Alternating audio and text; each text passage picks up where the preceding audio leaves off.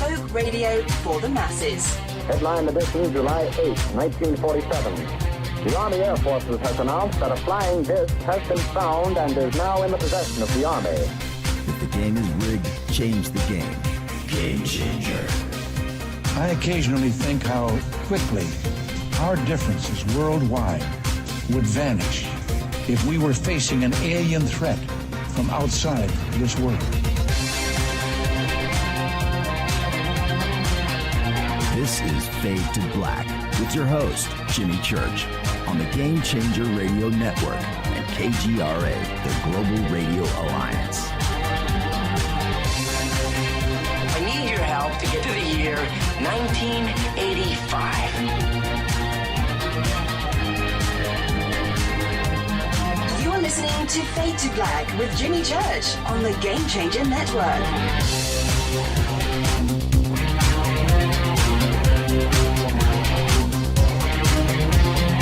Good evening. Fade to Black. Bespoke radio for the masses. Yeah. How you doing? Today's Tuesday, September 4th, 2018. 249 days into the new year, just 116 days left. And as always, we are live from a bunker somewhere in the middle of beautiful downtown Burbank, California. And I would like to welcome everybody listening all around the world, all across the United States.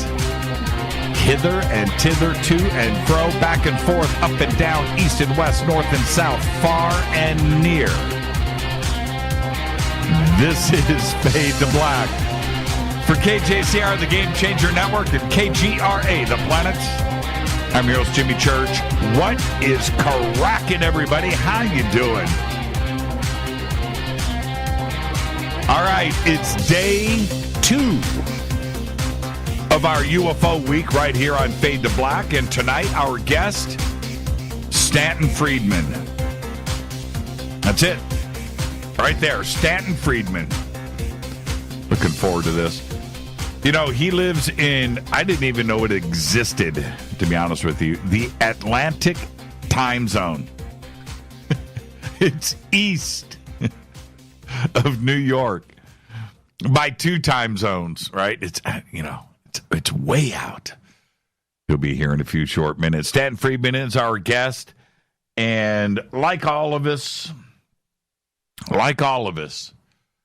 Stanton Friedman has been with us for so long that most of us in ufology today are here because of Stanton Friedman. He's been just out there doing it for so long and so elegantly. And tonight he is our guest. Tomorrow night, day 3 of our UFO week here on Fade to Black, is the return of Barry Littleton. And that will be tomorrow night. And I'm going to make a couple of comments about that in just a bit. Thursday is another Fader night with open lines all night long. And this will be UFO phone calls all night. Okay? UFO. So your encounters, your sightings, your pictures, your close encounter, everything, that will be Thursday night, okay? Now, you can go chase us down over at onstellar.com. You can follow us on Twitter, Facebook, YouTube. Everything is Jimmy Church or Fade to Black, and everything that you need is over at jimmychurchradio.com. It's really that simple. At JChurchRadio is what you want to do right now. Follow me on Twitter at JChurchRadio. Hashtag F2B is the sandbox. Hey, Rita, who did we give the, who won the Studio Dome speaker, the boombox? Who won it? I got a couple emails about that today, and I know somebody did. I just didn't have an answer for it. So we'll get that up there, and there you go. Okay. Somebody won. Yeah, that's up to Rita. That's not up to me. at J Church Radio, the Sandbox, because that's where we gave away the Studio Dome Boombox portable Bluetooth speaker. And very nice, too, by the way. And, okay, I think Rita, is she, when you're not hungry, I have no, that's to Patrick. I thought that was to me. Okay, where are we? Sandbox F2B on Twitter, hashtag F2B. Any questions or comments? Hashtag F2BQ on Twitter. All right. You can email throughout the show, Jimmy at jimmychurchradio.com. Breaking news.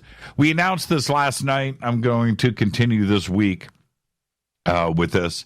Our newest sponsor, we welcomed last night here at Fade to Black, and it is Fast Start Diet. And I know that you've noticed the new Svelte Me. I mean, seriously. Yeah, look at that. I mean, look, 3-day fast. I did a 3-day fast. It's called the Fast Start Diet. So I did the 3-day fast, and I feel great. It was wonderful. Day 1 was a little shaky. Day 2, woke up, perfect. Day 3, done, completed. Feel great, tastes great. It's all good. And so when you order it, you get 3 individual packages with your food for the day and what to eat. Granted, it is lots of fruit, nuts, fiber, gluten-free, vegan stuff. But wow, what a difference. And I'll say this, it kind of changes your mindset once you get, when you complete 3 days of it. I haven't had an In-N-Out double-double now in a week. Tonight is Taco Tuesday. Taco trucks all the way home between the bunker and our house. Taco trucks. We're not stopping. Nope. It's weird. It's weird. Yeah, I feel great. Fast Start Diet. And you can find Fast Start Diet at Amazon, or you can go to faststartdiet.com. Use the promo code TALK, T-A-L-K, and you will get 10% off of your first box. And as a special bonus, Fast Start will include their #1 rated Lipo3 appetite suppressant spray free with your order. Just drops in the box. That's right. Fast Start Diet. Unbelievable. Get healthy. I feel great. Great. All right. And we also have banners up over at jimmychurchradio.com. Other breaking news today.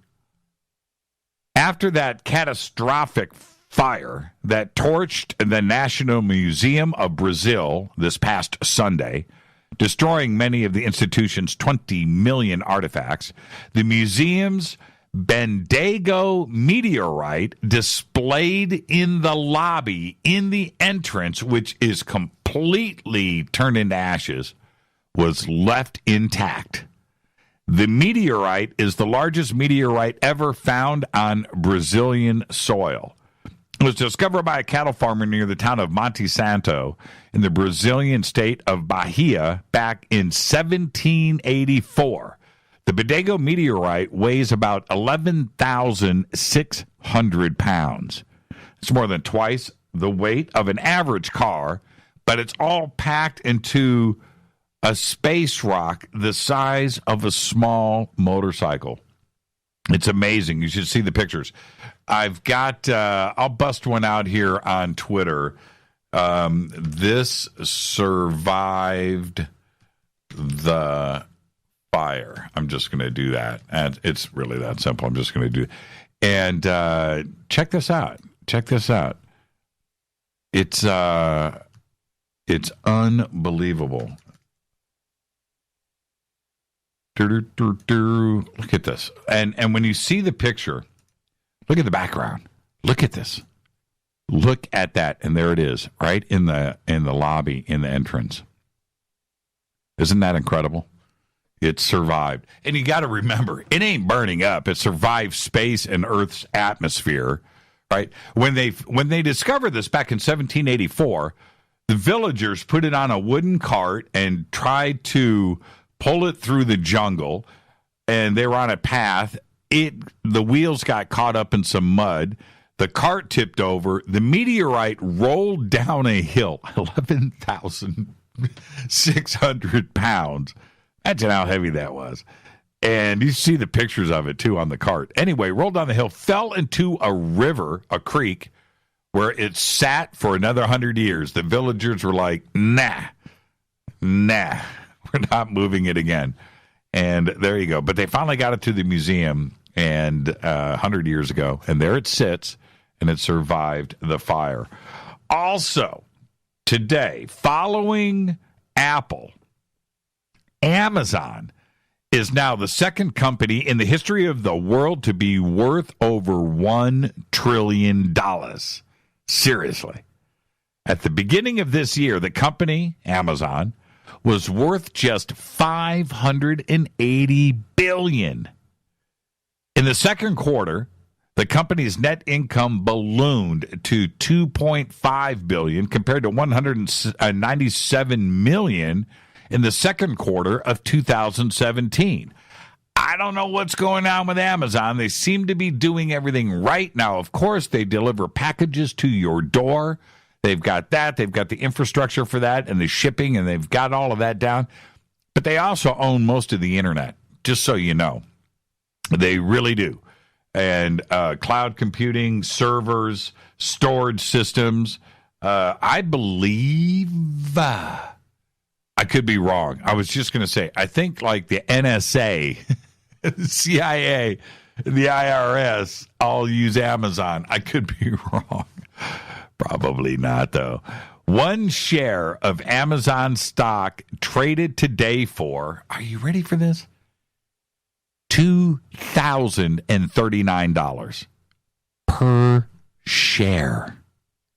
$2,000. Apple stock, and they were the first one to $1 trillion, but Apple stock is trading for a couple of $100, like $250, $240, something like that.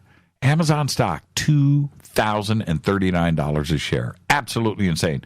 Two companies, both in the United States, on this planet are worth $1 trillion. That's insane to me. It's insane.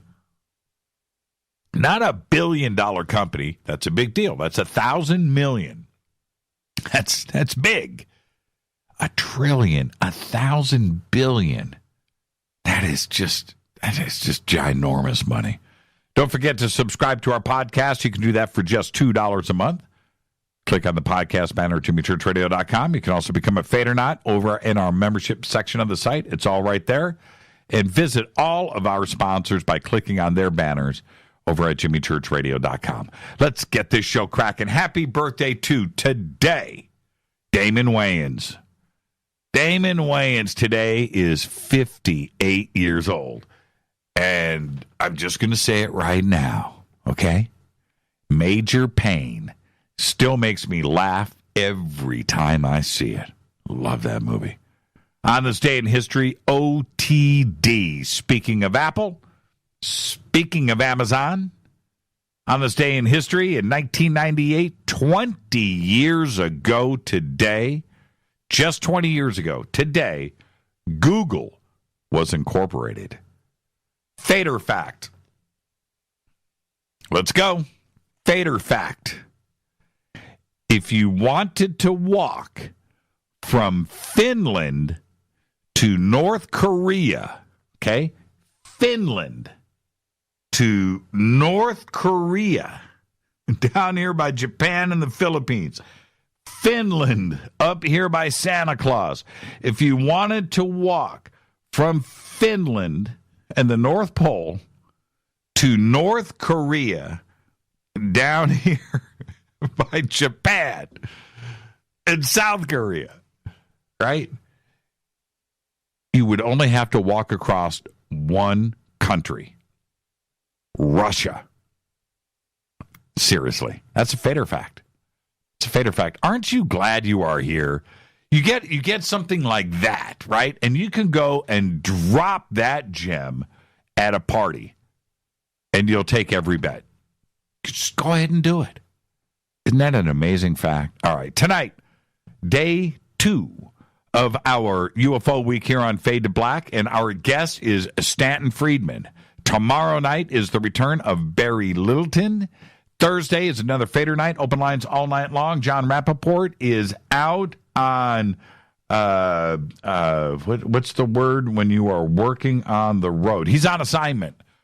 Our producer at large, editor at large, is on the road. We'll hear back and get more next Thursday. But this Thursday, it's going to be your UFO phone calls all night long. All right. The fire extinguisher in the background is quite ironic, don't you think? I didn't see that, but yeah, no sprinkler systems, I think, is even more ironic in a museum, a national museum, the museum. All right. Now, let me hit this River Moon coffee. Keep the tradition going. Because I have often stated many times on this show, that Homo sapien sapien, us, have only been around for about 200,000 years. That's right. 250 if we stretch it, a little bit, and a little give, a little take, stretch it. But that's it. That's it. This is a fact that is supported by all of our professional academic friends, and there's no reason to go further here and now, and I'm not going to. But, and there's always a but, the last 5,000 of those years have seen a dramatic rise in technology, and just 150 years ago, our peak was the steam engine. Think about that for a second. 50 years after that, it was the light bulb, telephone, the airplane, Wright brothers. Okay. Go with that. 100 years later, and we are about to completely destroy our planet with pollution and global warming. That's right. Think about it. The rise and fall of a species in just 200,000 years. All that work to get here, and it's going to be brought down in decades. Now, let's ask the real question. Let's say that it all ended. Let's give it, 10 years, whatever. It all ended in 10 years. And it could be anything. Could be anything. Could be an asteroid, nuclear war, pollution, Fukushima. Maybe some huge coronal mass ejection, whatever. And then all of us just died. Right? Gone. Poof. Done. Fini.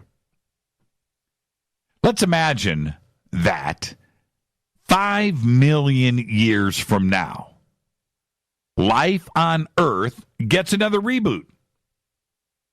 It's happened so many times before, right? Just another kickstart. And another civilization rises. And we'll call this next one in 5 million years Homo sapien sapien sapien. HSS3. Right? Would they know then that we today were ever here? Probably not. Because by that time, the Earth, its oceans, dirt, rocks, the continents would all have changed. They would have all been turned over, flipped, and everything that we see today around us would be dust. Pulverized billions of times over. CDs, right? Plastics. Would they survive? Would they survive? Right? They would, right? No, they wouldn't. They would not. Plastic bags, garbage, dumps, right? No. Nuclear waste. No. It's all gone. any microscopic evidence of our technology would probably be thousands of feet down in the dirt, in the rocks, buried, or miles deep under new oceans around the world. Yeah. And you're going to say to me, well, Jimmy, what about the bones? We have dinosaur stuff, man, right? Right? What about the bones? Well, yes, sort of.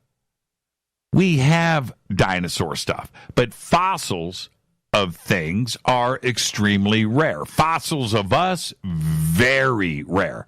And when you think about the millions of species over millions of years that roamed this planet, what we have today is virtually nothing. Nada. So the second biggest question is actually very simple. Was there a civilization like ours once before here on Earth millions of years ago? And it's possible, sure. What evidence do we have? We have no evidence, none. We have the same evidence that they would have in 5 million years of us today. It's a fact. When it comes to direct evidence of industrial civilization, things like cities and factories and roads, the geologic record doesn't go back past what's called the Quaternary period. And this is the thing. That was 2.6 million years ago. For example, the oldest stretch of ancient surface lies in the Negev Desert. It's only 1.8 million years old. Older surfaces are mostly visible in cross-sections, visible like on cliffs. And we've seen that, right? Or rock cuts. Go back much farther than the Quaternary period, and everything has been turned over. It's been crushed. It's been just pulverized into nothing. Go back 50, 60 million years ago, and it would be easy to miss a civilization like ours that lasted for just 100 to 200,000 years and only had high tech for the last 1,000. Like us. Think about it. 50, 60 million years ago, in that period, Earth passed through the Paleocene-Eocene thermal maximum. It's called the PETM. And during the PETM, the planet's average temperature climbed as high as 15 degrees Fahrenheit above what we have today. It was a world almost without ice. A typical summer, temperatures at the poles, north and south, reached a balmy 70 degrees. And we're getting there again. Slowly, but it's happening, and we may be the cause of it. What happened 56 million years ago? I don't know. I don't. But today, we're trying to keep those temps from getting out of control. We see it happening. We see the changes. We know this. Now, once you recognize through climate change the need to find lower impact energy sources, less pollution, the destroying of the planet, of course, garbage and trash and what we're doing to our ocean, if we start to figure all of that out, it's less stuff we're going to leave behind for anyone to find in the future. Yeah, think about it. So long after we're gone, they may never know that we were ever here. Think about it. That little thin, you're on a cliff face, and you're going back 5 million years, and you happen to, and you're going, okay, all right, and you back up 5 million years. Do you know what trace in those rocks is going to be left in 5 million years? It's going to be about this thick, because it's only going to represent that thin little 5,000-year slice of modern human history. We're going to be like that. It's not going to be any bones, no New York City. The car that you drive today is going to exist. Seriously. So, could there have been, in the distant past, a rise and fall of a civilization when that predates everything? Is it possible? Yes. How would we know? We wouldn't. There's no way. There's no way to know. And if you think about, and we have tried to find as much evidence of all of this that we can, the different historic events that ended everything here on Earth. It's happened 6 times. 6 times. Life got restarted. It got kickstarted. It got rebooted. It did. Things evolved again. And I understand that. Think about that. We've only been, there is the most critical example that I need you to think about is the rise and fall of all of the great cities and how we populated the planet and what we have done in 5,000 short years. Most of everything has been in the last 1,000. All of the major cities since the Industrial Revolution, steel girders, right? Concrete being poured, 50, 100-story buildings. That's in the last 50 years. That's it. There would be no evidence of us. None. Think about that. This is Fade to Black. I'm your host, Jimmy Church, and tonight is day 2 of our UFO week here on Fade to Black. Stanton Friedman, I'm going to leave you with this.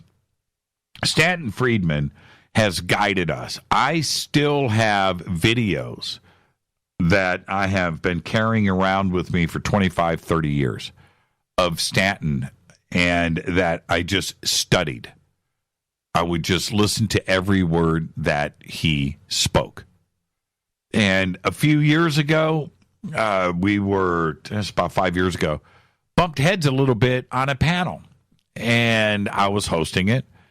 And I stopped myself.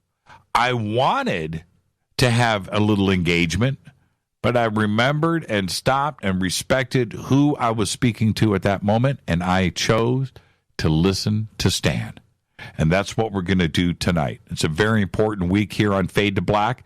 And tonight, Stanton Friedman joins us. This is Fade to Black. I am your host, Jimmy Church.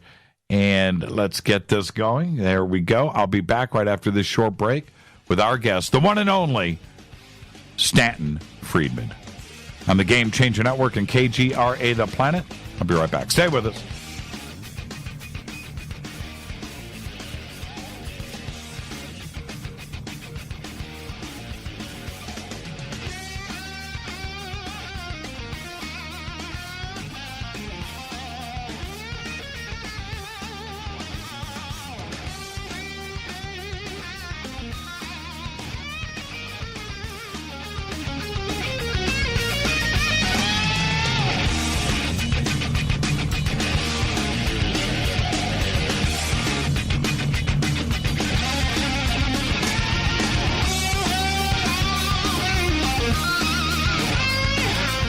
This is Nicole Church, daughter of you-know-who, and you're listening to Fade to Black on JimmyChurchRadio.com and the Game Changer Network.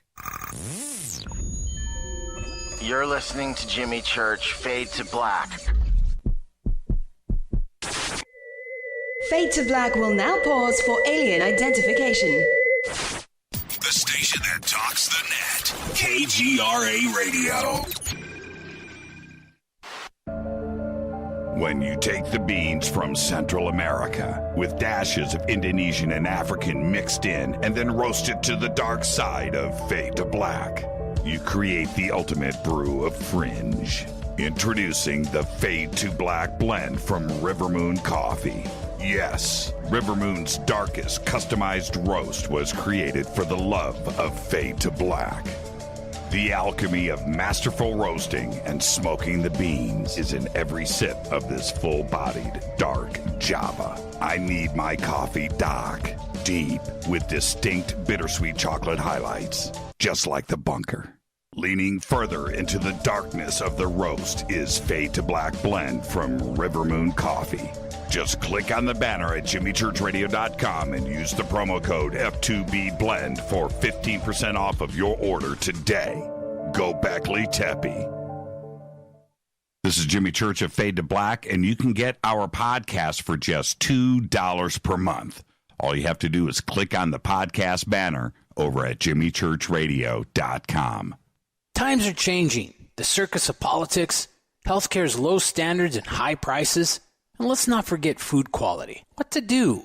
Arm yourself with Life Change Tea at GetTheTea.com. In a world of chemical imbalance and poor air and water quality, it's time you make a move.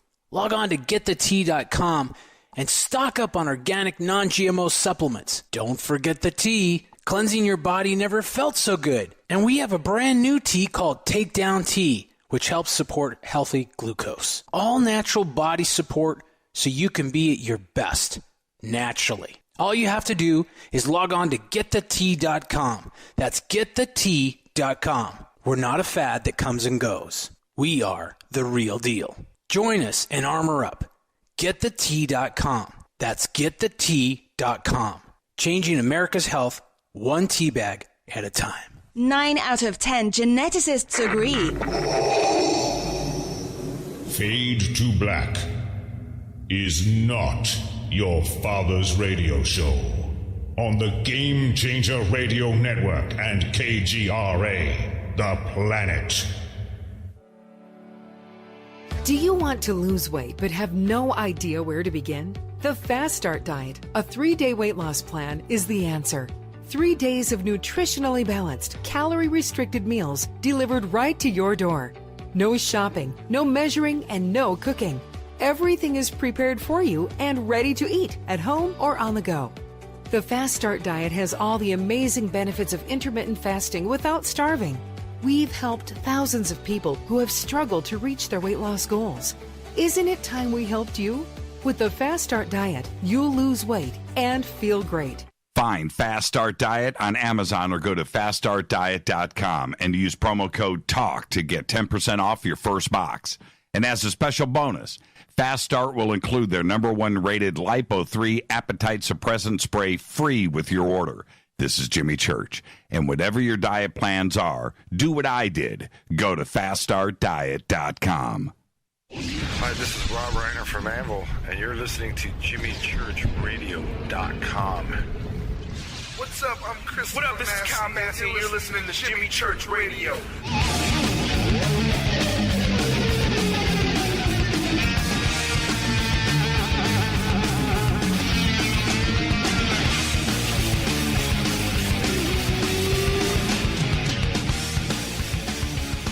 Welcome back, Fade to Black. Day 2 of our UFO week here on Fade to Black. And tonight our guest is Stanton Friedman, nuclear physicist, lecturer, received his BSc and MSc degrees in physics from the University of Chicago in 1955 and 1956. He was employed for 14 years as a nuclear physicist by such companies as GE, GM, Westinghouse, TRW Systems, Aerojet General Nucleonics, and McDonnell Douglas, working in such highly advanced, classified, eventually canceled programs as nuclear aircraft, fission and fusion rockets, and various compact nuclear power plants for space and terrestrial applications. Became interested in UFOs in 1958. He has appeared on hundreds of radio and TV programs. He is the original civilian investigator of the Roswell incident. He has provided written testimony to congressional hearings, appeared twice at the United Nations, has been a pioneer in many aspects of ufology, including Roswell, Majestic 12, the Betty Hill Marjorie Fish star map work, analysis of the Delphos, Kansas physical trace case, crash saucers, flying saucer tech, and challenges to SETI. Stanton has spoken at more UFON symposia than anyone else, and we would like to welcome back to Fade to Black, Stanton Friedman. Stanton, good evening. Good morning, actually. How are you? Yeah, where I am, it's getting late. I'm on the east coast. In Fredericton, New Brunswick, Canada. New Brunswick, Kansas is a nice place, too, by the way. Yeah, I'm sure everybody loves everybody there. Sorry, it's late here, Yeah, good morning, sir. It's always great to hear your voice. And, I'm going to get a few things out of the way really quick. Earlier this year, you announced your impending, it's not quite there yet, but your retirement. Almost. Almost. It's almost here. You're on the show tonight, so we've obviously got some days left. But your impending retirement. What made you come up with that decision? Well, I'm getting old, and when I was a kid, I was a big baseball fan, and we used to say that when the guy got old, he lost a couple steps on the way to second base. Not quite as fast as he used to be. And I'm 84 years old. It's time I rested a little bit. Not on my laurels, but at least to take it easy. And I'm giving a lecture in South Carolina in a couple weeks at the MUFON group there in Columbia, South Carolina. I got one more where am I going to be? In California.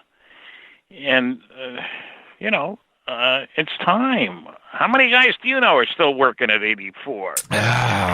You broke a lot of hearts with that announcement. It was just like, no, and we understand. I mean, 84, you don't hit us as 84, and that there's that part of it.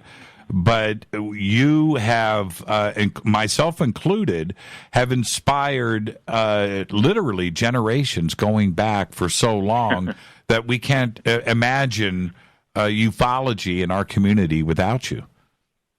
Well, I may still do an occasional radio show. I only have 2 more lectures scheduled. And, it's a funny thing. I began in radio and you go back to radio. I grew up in New Jersey. And we had loads of radio stations in New York, and that was before television. So I've always enjoyed doing radio. TV is nice and all that sort of stuff. But radio, you can relax. You don't need to worry about whether your tie is straight. And it turns out, apparently, I have a good voice for radio. That is... even at my age, I'm not scraping the bottom of the bucket yet. You can still understand me. So. Yeah, we can. Well, there's the opportunity for me now to insert a joke, but I'm not going to do that. And we're gonna get to the next one, which is an obvious question, but I need to. I want to get inside of your head a little bit tonight, if you don't mind. 1958. Okay, it is now 2018. Your view of the UFO question and the ET hypothesis, how has it changed from 1958 to 2018? Well, one very important thing that's happened is that our understanding of the corner of the galaxy where we live, if you will, our place in the universe, if you like, has changed enormously. When Frank Drake started talking about listening for signals from outer space because there might be aliens out there, he was talking there might be 8,000 planets out there. That's a lot of planets. And we're still under the impression we're the only one after all. We're the center of the universe, aren't we? And now, thanks to the Kepler satellite, we haven't changed our view a little. We've changed it enormously. The latest numbers from the Kepler satellite, which is going out and back and looking for planets, which is a pretty remarkable thing. because we can spot the difference in the light coming to us from a star when a planet goes in front of it. In other words, closer to it than to us by a great deal. That's like seeing a butterfly across your neighbor's car when it's a mile away. That's incredible. We now think there's 1.6 planets per star. Now, I'm not saying they all have life. Maybe only 10%. But there's about at least 100 billion stars in the galaxy. I haven't been counting them, but that's what I'm told. Sometimes they say 200 billion. It doesn't matter. It's a ginormous number, yes. Ginormous. Well, it's a huge number. Yes. And, even if only 10% have life, we're talking 10 billion planets out there. And that means we also, when Bishop Ussher, an expert on sex, he studied all the begatting in the Bible, and in the 16th century, he concluded that the world was created in 4004 BC. Wow, a long time ago. Well, he left out 6 zeros. 4 billion is a lot closer to the right answer, and that's changed things enormously. It doesn't help our ego. Now, some people say, well, it means we're important. Otherwise, why would aliens come to this place out in the boondocks? Well, we might want to talk about some of the reasons aliens might come here to listen to the radio programs, of course. Sure. I make one assumption about every advanced civilization. It's concerned about its own survival and security. And one of the early questions the scientists in any civilization are going to ask is, how the heck does the star produce all that energy? Enormous amount of it. You realize in the 1920s, a little less than 100 years ago, we thought there was one galaxy, and a big star is a mass of burning gas. Now, Mr. Hubble, after whom the Hubble telescope was named, realized, he started looking and monitoring, and he checked, and gee, there's a gazillion galaxies out there, But it's hard to believe. We didn't even know there were neutrons until 1932. I know. And we didn't know about fission and fusion, the two processes that produce an enormous amount of energy. Not just a little bit more than chemicals burning, a heck of a lot more. Right. We didn't know about them until 1938. And, I stress this because there's an important outcome of once you say, wait a minute, how much energy are we talking about here that we didn't know about? Well, a big bomb in World War II, and I'm old enough to remember World War II, was a 10-ton blockbuster. Released the energy of 10 tons of dynamite. Wow! Our first atomic bomb in 1945 released the energy of 15,000 tons of dynamite. Our first H-bomb, fusion device, in 1952, released the energy of 10 million tons of dynamite. So that's a pretty big jump from 10 to 15,000 to 10 million. And the Russians have tested the biggest bomb, Tsar Bomba. I love the name. One bomb, one stinking bomb, released the energy of 51 million tons of dynamite. Unbelievable. Now, the reason this is important is not only because it can beat the heck out of the planet if we start using these on each other, but how do you get someplace else? Old Magellan, well, he didn't make it. His ship made it in 1523 or so. Made it around the world. It only took 3 years, and that was going pretty quick. And then we had people talking about around the world in 80 days. Well, that's still moving. Well, now our satellites, the space station, is going over our head. And gee, it takes about 100 minutes, between 90 and 100 minutes. From 3 years to 90 and 100 minutes. So when you ask the question, well, wait a minute, where are you going to get the energy to go to the stars? Well, fission and fusion will do it very neatly. And if I'd said that 100 years ago, you'd have thought I was crazy. So it's been exciting to me to watch the change. Now, I don't know how many people have incorporated that in their thinking. Have the churches of the world realized? And the thing is that wouldn't any civilization be concerned about us? We have exploded 2,000 nuclear weapons on this planet. I know some people were thinking, well, you mentioned the big Russian bomb, but we've only dropped nuclear weapons on 2 cities. Only 2 cities, he says casually.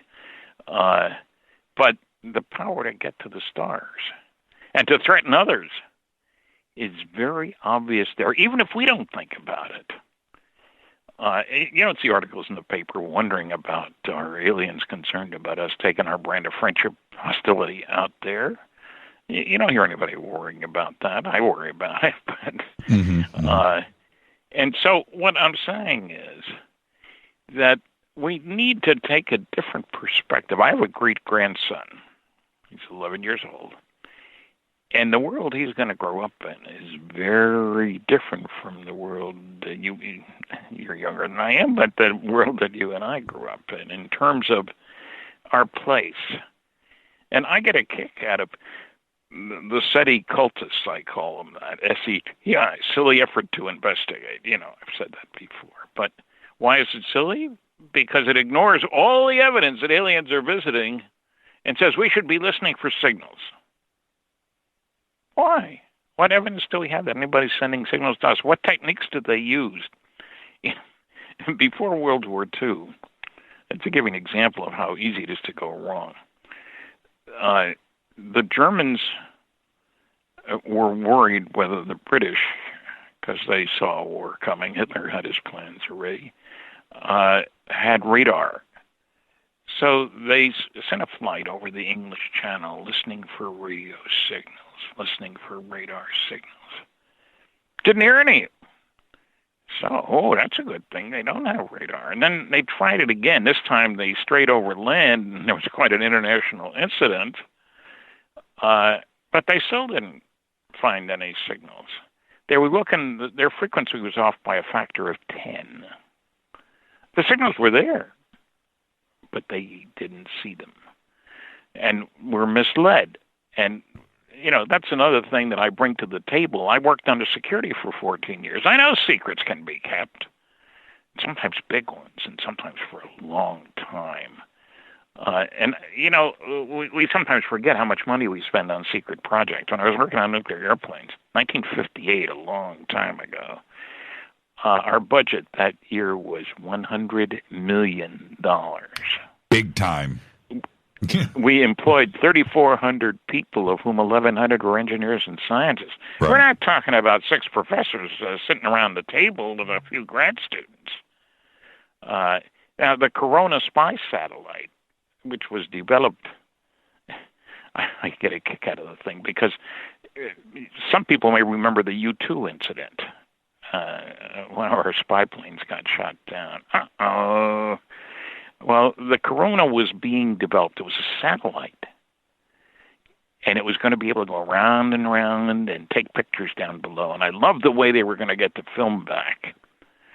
They were going to deorbit the film canisters over the Pacific, and an airplane would catch the canisters.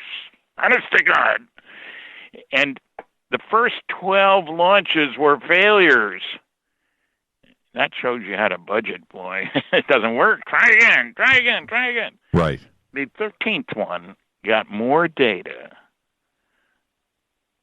about Soviet military installations than all the U-2 flights that had preceded it. That was in the Corona spy satellite. And I still get a kick out of the Roswell incident. The town nearest to where it actually happened was Corona. Oh, that's right. That's right. Which I think is hilarious. That is funny. That is real funny. But it does illustrate keeping secrets, Right. And it was kept secret all its life, 30 years before we revealed the existence of it. And the original views, which I'm sure that you held or at least knew about, the whole nuts and bolts, metallic flying saucers, little ET dudes in there, flying, across the universe and getting here. That's okay. But looking back, we were pretty innocent and naive on the entire UFO situation. How far we have come, right?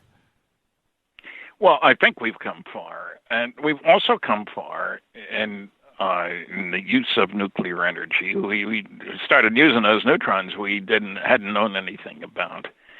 And, it's kind of impressive to think that we have nuclear-powered submarines. And you say, that's nice. They don't need to refuel.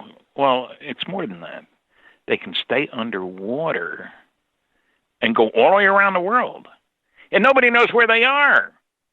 So that means if the other guy bombs us or sends an intercontinental ballistic missile and beats up our cities and stuff, they can't keep us from retaliating from a submarine that's underwater. And we've had a number of these go around the world underwater. Think about that. That's incredible. We have aircraft carriers that I used to say can operate for 18 years without refueling. If you're a ship captain, that's kind of nice, isn't it? You got a monstrous ship over 1,000 feet long, and you don't need fuel for 18 years. Well, I was talking to a nuclear Navy guy, retired, and Stan, it's very close to 30 now. Yeah, they would be decommissioned before they refuel. Well, that's about the size of it. So smart guys and new technology. And, we're talking about the military technology, but I think about fusion propulsion for deep space travel. I was working on a study of that in 1962, a long time ago. And, of course, why would you do it? We don't have any planes to go out there. Who's going to pay the freight? And what language are they going to speak? Russian or English? We haven't solved the problems yet. But it's interesting to look around and see the world as it is today, as opposed to what it was when I read the first book I read in 1958. Now, I'm a little slow. I didn't get my first lecture until 1967. And here it's more than 700 lectures. And you want to see the world? Be a ufologist. I've spoken in 50 states, 10 provinces, and 19 other countries. How many people can say that as part of their normal work-a-day life? The answer is none, Stan. I'll just help you with that right now. The answer is none. The last one I saw was Bulgaria, incidentally, the last new country I visited. Nice place. Yes, it is. Would you believe the Bulgarian Science Academy sponsored a program? We're getting up there in the world, So, but you bring up a valid point, which I think that we all recognize today. But you just mentioned your 11-year-old grandson. Great-grandson, I'm sorry. That he has no idea. You would have to explain to him what a video cassette is. Right? He has, think about that. The obvious 8 tracks or the things that you and I know and love and have a fond memory of, he has zero concept. None. In fact, you would just confuse him. You just may have to let it go.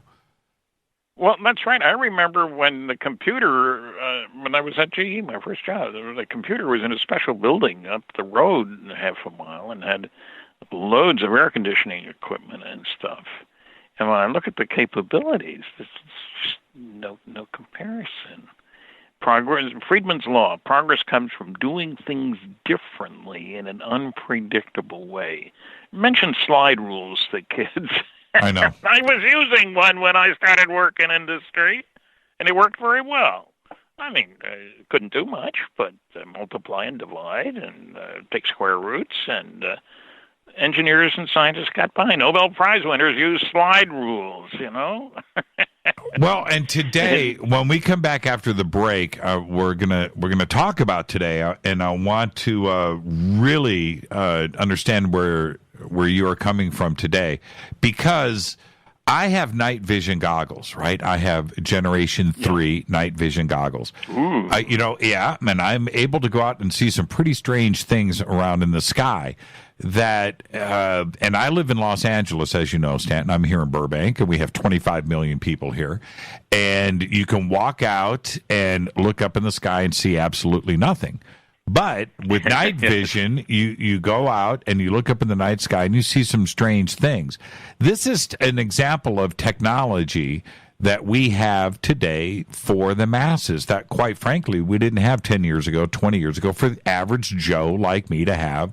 And certainly going back to 1958, we didn't have this ability to go. And now, today, we really understand so much that we just didn't know just 10, 20, 30 years ago. The world has indeed changed. Yes. Let's take Amen. Yes. Let's take a break right here. And when we come back, I want to talk about the way the mainstream media is treating the UFO subject today. You were a guest of Larry King's many times, and today there are other flag wavers out there in mainstream media, myself being one, and we will talk about all of that when we come back. Our guest tonight on day 2 of our UFO week here on Fade to Black is Stanton Friedman. More with Stanton after this short break. Stay with us.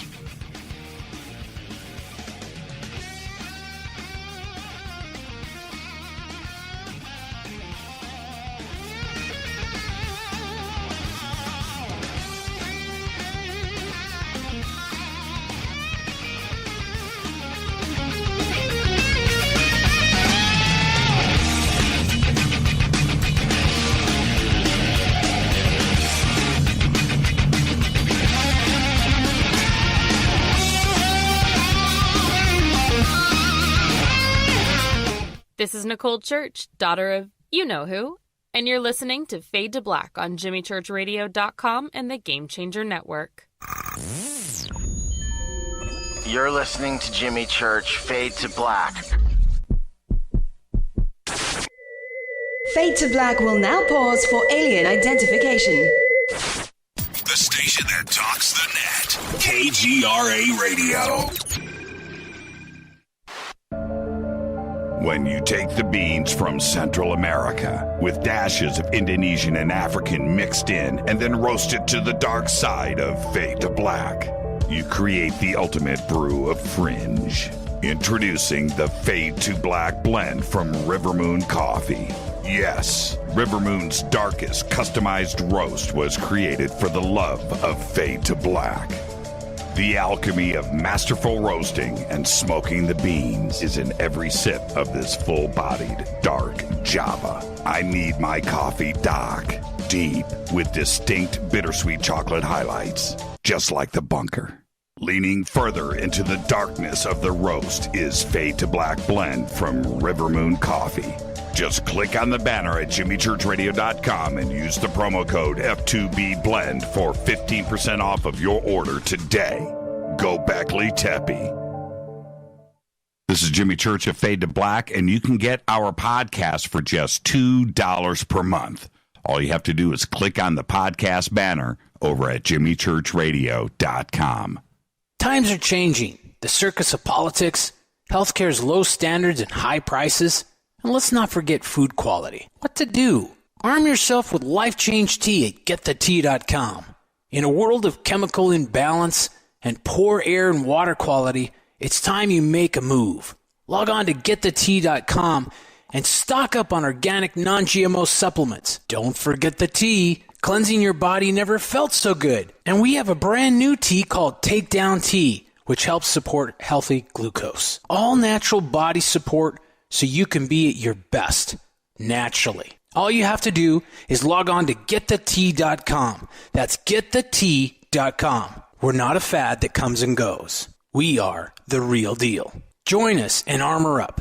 Getthetea.com. That's getthetea.com. Changing America's health one tea bag at a time. 9 out of 10 geneticists agree. Fade to Black is not your father's radio show on the Game Changer Radio Network and KGRA, The Planet. Do you want to lose weight but have no idea where to begin? The Fast Start Diet, a 3-day weight loss plan, is the answer. 3 days of nutritionally balanced, calorie-restricted meals delivered right to your door. No shopping, no measuring, and no cooking. Everything is prepared for you and ready to eat at home or on the go. The Fast Start Diet has all the amazing benefits of intermittent fasting without starving. We've helped thousands of people who have struggled to reach their weight loss goals. Isn't it time we helped you? With the Fast Start Diet, you'll lose weight and feel great. Find Fast Start Diet on Amazon or go to faststartdiet.com and use promo code TALK to get 10% off your first box. And as a special bonus, Fast Start will include their #1 rated Lipo3 appetite suppressant spray free with your order. This is Jimmy Church, and whatever your diet plans are, do what I did. Go to faststartdiet.com. Hi, this is Rob Reiner from Anvil, and you're listening to JimmyChurchRadio.com. What's up? I'm Chris. What up? This is Kyle Massey, and you're listening to Jimmy Church Radio.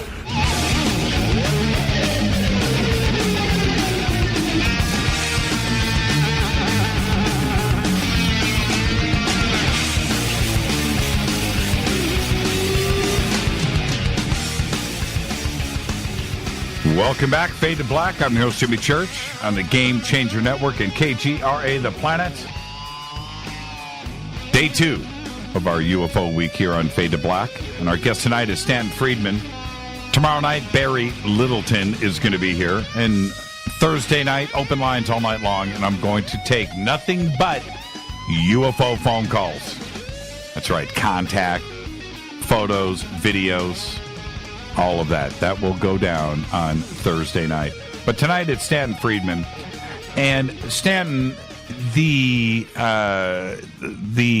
mass media over the last 8 months, 9 months or so since December of 2017 has had a little bit of a change. Well, certainly for those first 3 months at the beginning of 2018, an extraordinary amount of coverage, and it's continuing today.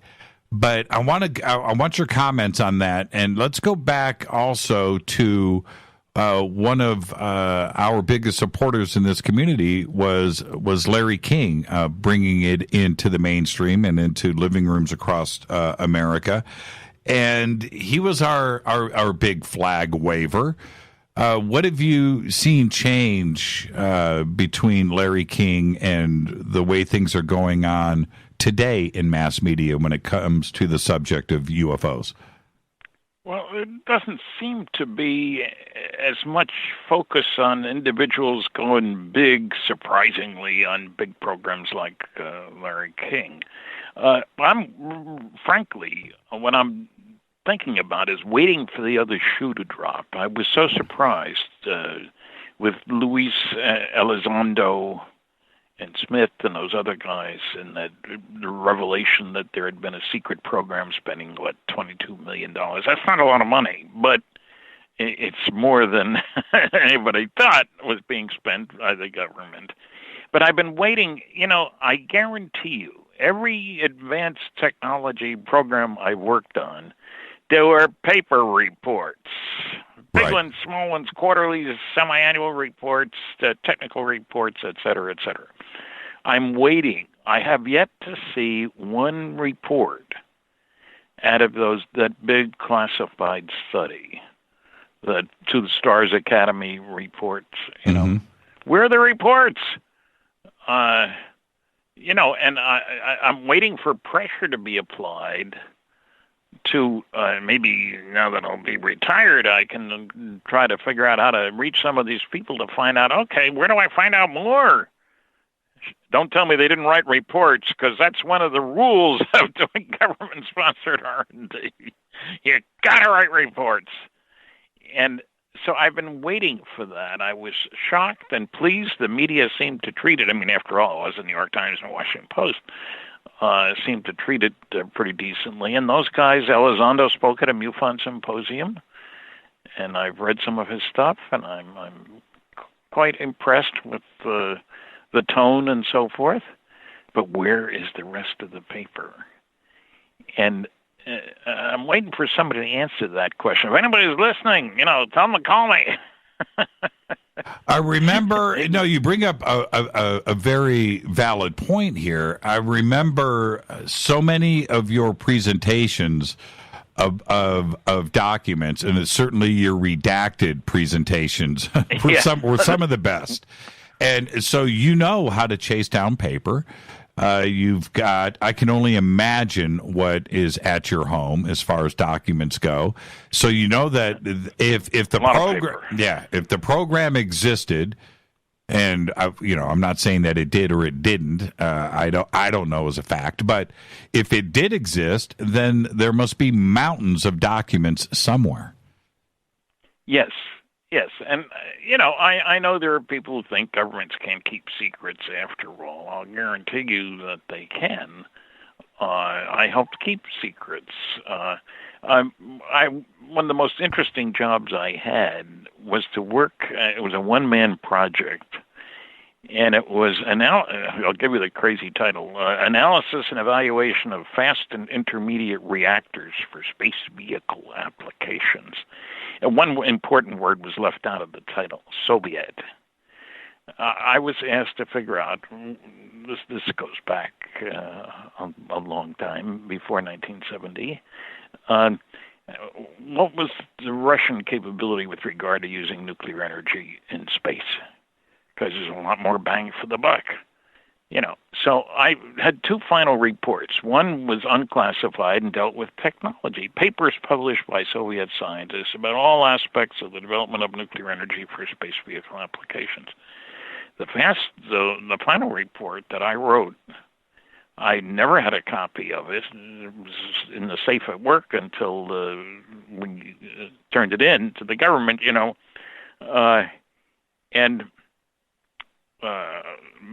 incidentally, it may intrigue some people to know that I had correctly predicted that the Russians were doing a lot of work in advanced nuclear technology. And as a bottom line on that, I should add that the United States tested one nuclear reactor in space. It wasn't a great one. It worked. The Russians put up over 30 of them. And the only time we heard about it in the West was when Cosmos 954 came down near Great Slave Lake in northern Canada, and people were worried about the caribou being exposed to radiation. Nobody was talking about the fact that, son of a gun, the Russians are way ahead of us in the development of nuclear energy in space. That means a lot of energy in a small package.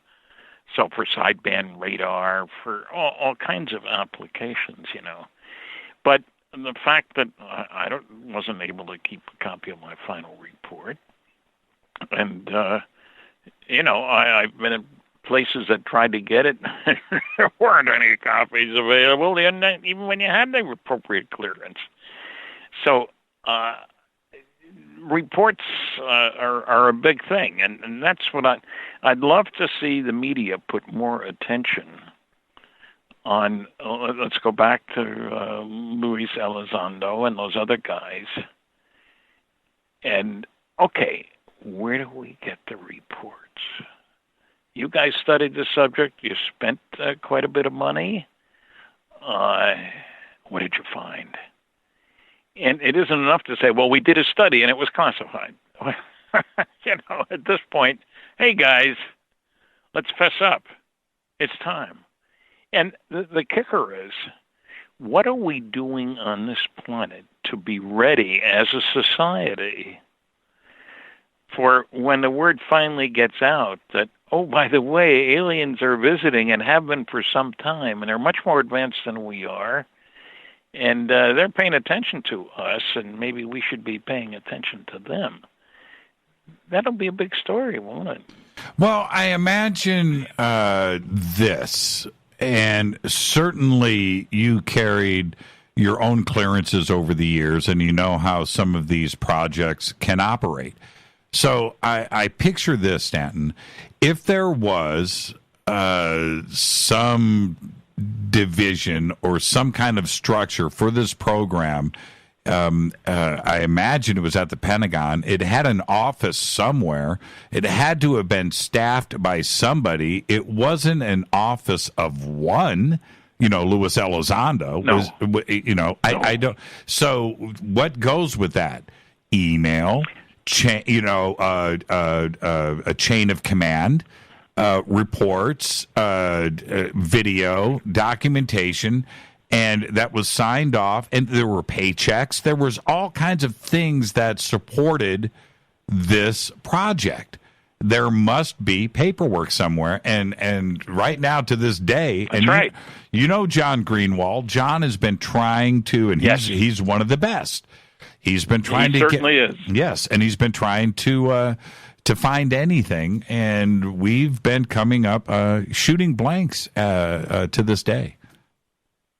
Well, I believe that. I know John, and I consider him the top researcher on getting the truth. The Black Vault, what a great title for absolutely a place. And so what I'm saying is I think there needs to be a major effort somewhere by the media to say, okay, we know that this work took place. We know that there had to be reports. We know that they would have been classified, but can we not get some kind of action, get somebody to come forward who was part of this study, maybe a deathbed confession, I don't, people say, well, you think somebody kept reports out, and I'm dubious about that. I'll tell you, when I was carrying classified material around, once I had to carry my own slides for a classified presentation, and they sat me down and read the Riot Act to me. These slides stay with you, not in the trunk of the rental car when you're off. They stay with you. And all kinds of, they scared the hell out of me, frankly. And if the plane crashes, we don't care about you. We care about this classified material, so we need your detailed itinerary. There was a lot of that. They put the fear of God into it, frankly. So what I'm thinking is there's got to be some guys out there who are getting even older than I am who may have some useful information, but I think we need to be prepared for that point. What happens, how many churches, pardon the expression, okay. Are getting ready for the public to recognize that if there is a God, he's got a lot bigger parish than we thought he did. And also, I think I try to figure out what aliens must think of us. And I think from their viewpoint, we're obviously a primitive society whose major activity is tribal warfare. We can't let them come out into space. Us, in other words. I mean, think about it. How many countries are there? There's over 190 the last time I checked. How much the classified budget, the military budget this year on planet Earth is $1 trillion. How many kids died of starvation last year? Right. Aren't we ashamed? Right. Don't we need to wake up and say, hey, it's time for change? And I'm not trying to preach a particular religion at people or anything like that. Only to wake up and for people to realize we're part of a larger scheme of things, and we're still pretty ignorant. And I think, I would like my great-grandson to grow up knowing that aliens are visiting. They're all over the place out there, some of them.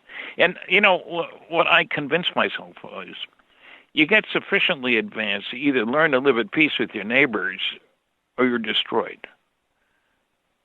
So I have faith that these guys have learned to live at peace. It's the only thing that makes sense. But, I'm proud to be a nuclear physicist, but I'm concerned that we're not doing enough to use our capabilities for the benefit of mankind. I don't mean just to go to the stars.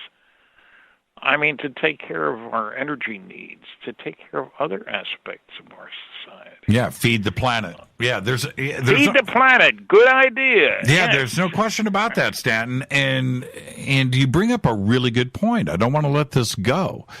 And which is the reports and the overall flavor out of Washington and other states around the world was that if we disclose the truth about UFOs or contact with ET, that everything is going to go to hell.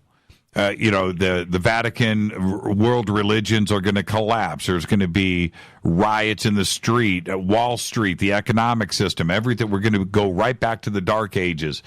And after... I don't buy it. Right. And after December 2017, with all the coverage in the mass media, every news outlet on this planet had it not only on the front pages, but on their primetime news programs all around this planet. Yes. And as far as I know, Stanton, nobody jumped off of a building.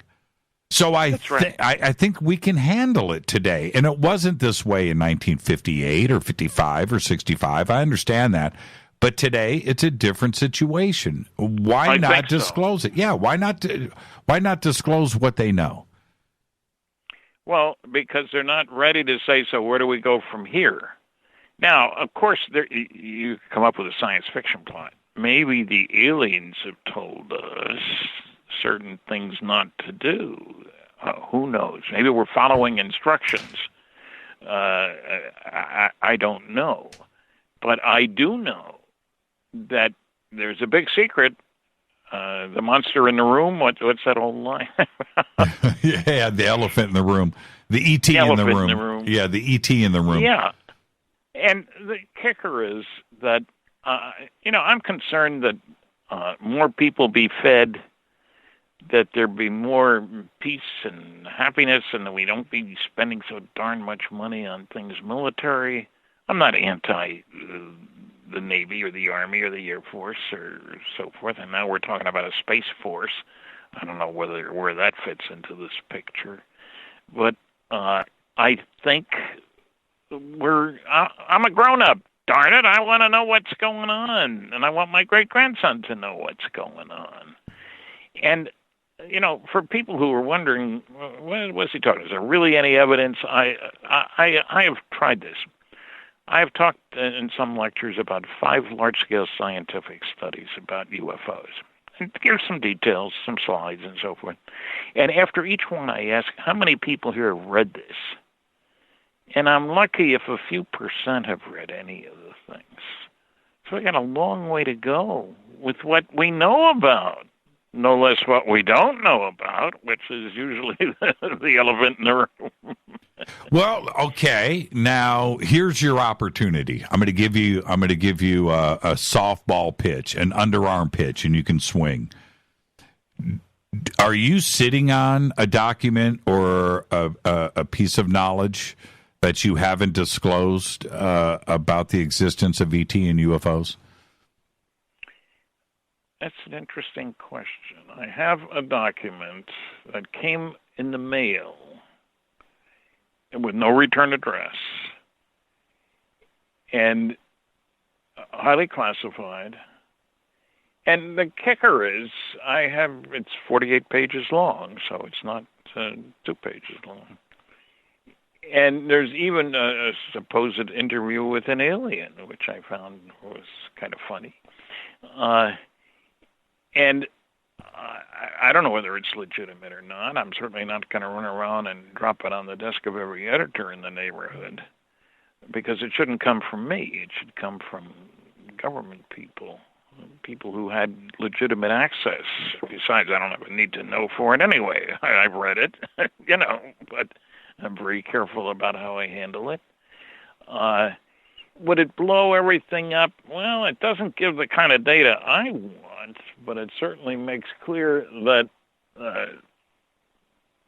there was a great deal of work done, that there have been bodies, live and dead, of aliens recovered, and that somebody knows a heck of a lot. Now, if the document is legitimate. Now, faking a document is easy on the one hand. Operation Majestic 12, we got some documents back in the 80s, and I'd say 95% of them were fraudulent. But those other three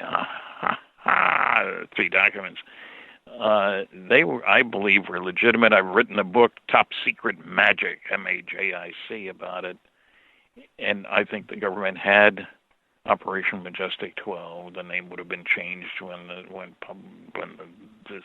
title got out, and I wonder how many documents were produced and how many people know something about MJ12.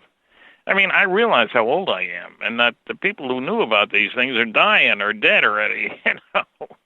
Well, how long have you been waiting. How long have you been in possession of this 48-page document? Less than 2 years. Less than 2 years. Who else has seen it? Have you shown it to Greenwald? I don't know. I think I've talked to him about it, but I haven't. That's a good point. And like I say, I can't swear it's genuine. It's got all the right markings, and it says some interesting things and so forth. But there's not a lot of smoking guns in the sense of things that I can take to the bank, so to speak. You mentioned the documents. They're blacked out documents and whited out documents, and some of them are funny. The NSA, everybody's favorite, no such agency. That's what NSA means. We went to court, Freedom of Information, and managed to get them to release 156 pages of top secret UMBR material. You know what a dud that was? It was all whited out except for one line per page. I remember that. I do. I remember that. The CIA, we went after them. We got hundreds of pages of top secret. Secret. Mostly that was almost all secret documents, all blacked out. Very exciting. And they can't find it now. If you go to the NSA, we haven't been able to locate the originals of those. Well, are you suggesting, Stanton, let me jump in. Are you suggesting that this document that you have is not redacted? Yeah, I'm saying that. It isn't. That doesn't make it legitimate. No, it doesn't. It doesn't. But it always bummed me out when, the stuff that's redacted are the names and the information of the people that you can contact about said document, right? That's the most important part of it. Well, that, among other things. But like I say, the NSA documents, when there's one line per page that you can read and everything else is whited out, it's ludicrous. Right. And I get people telling me the government can't keep secrets. Oh, really? Tell me what's underneath the whiteout. It's funny. So and of course, I don't know how many other people might not have copies of documents that are exotic and intriguing, or whether there was a class in Air Force intelligence groups. Gentlemen, your job for the next 2 weeks is to come up with very impressive, phony classified documents. And you get retirement points if you do that successfully. Right. Who knows? Now, but I'm up against a break here. A couple of more questions. They'll be quick. on this document. What's the dating of the said document? Oh, that's a good question. I don't even remember. It's quite a few years ago, more than 20, I'd say. Okay, so mid-90s, 1990, 1998? Yeah. Very interesting. And it mentions, you should see, my email and Twitter's just flooded right now with your comments. This interview with an alien, anything that you can be specific of? I'm sure that we're going to see the document. You're going to present it at some point, but what can you tell me and the audience about this interview? Well, it was funny. There were comments in it that he had a sense of humor about, people, how programs went on, and I was surprised at that. I'm still puzzled. It's got all the right markings of a classified document. Is it real? I can't say yet. And now that I'm going to be retired, I'm giving a lecture in 2 weeks, and then I got one more in January. I may be trying to, how shall you say, pursue this matter further with appropriate information sent to appropriate people. And, the government is in a peculiar situation. They can't accuse you of violating security by releasing a document unless they can say, well, it's real, Stan. That's why we're going to bring charges against you. Right. Fine. It's a catch-22 situation. It is. You can't say I'm violating security if it isn't a legitimate document, can you? And that's how they would play it. Well, and so now I've got exactly 90 seconds. You've researched the MJ-12 documents and thousands of other documents. You know typefaces, you know vernacular, you know the wording, you know what you're looking for here, the right stamps and the right signatures, and you know what to look for. So when you look at this document, how does it feel to you? I would think that, Stanton, you would know out of the gate within seconds what you were holding.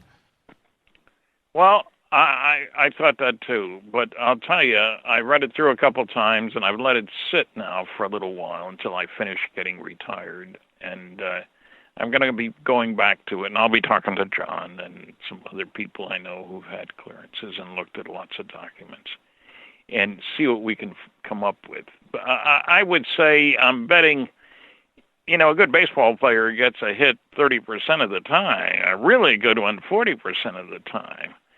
But on something like this, you'd like to be certain, 80% maybe. Yeah, you would think. Yeah, there's no question about that. And if it's not, 1947, 1952, 1962, those eras from the past, we're now moving into the complete modern era. Was there mention of modern UFO events? I'm specifically thinking of maybe Rendlesham or the Phoenix Lights or something from the modern era. Not real modern. There were no shockers on that score. Here's the straight scoop, Right. And so I'm tantalized. I'm teased. I'm frustrated. I'm anxious. And if there's guys in Men in Black outside my door tomorrow, I'm gonna complain. Talk to Jimmy. Don't talk to me. I'll take the rap, man. I'll take the rap. Yeah, okay. Yeah, don't send the documents to me. No.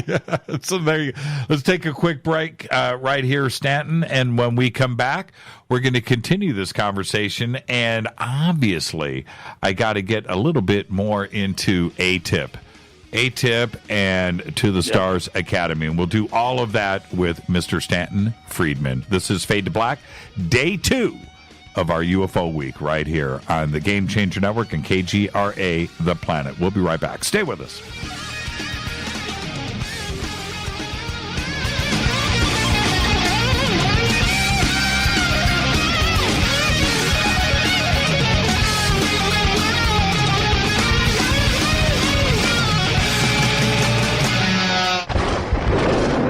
This is Fade to Black with Jimmy Church on the Game Changer Radio Network and KGRA, the Global Radio Alliance.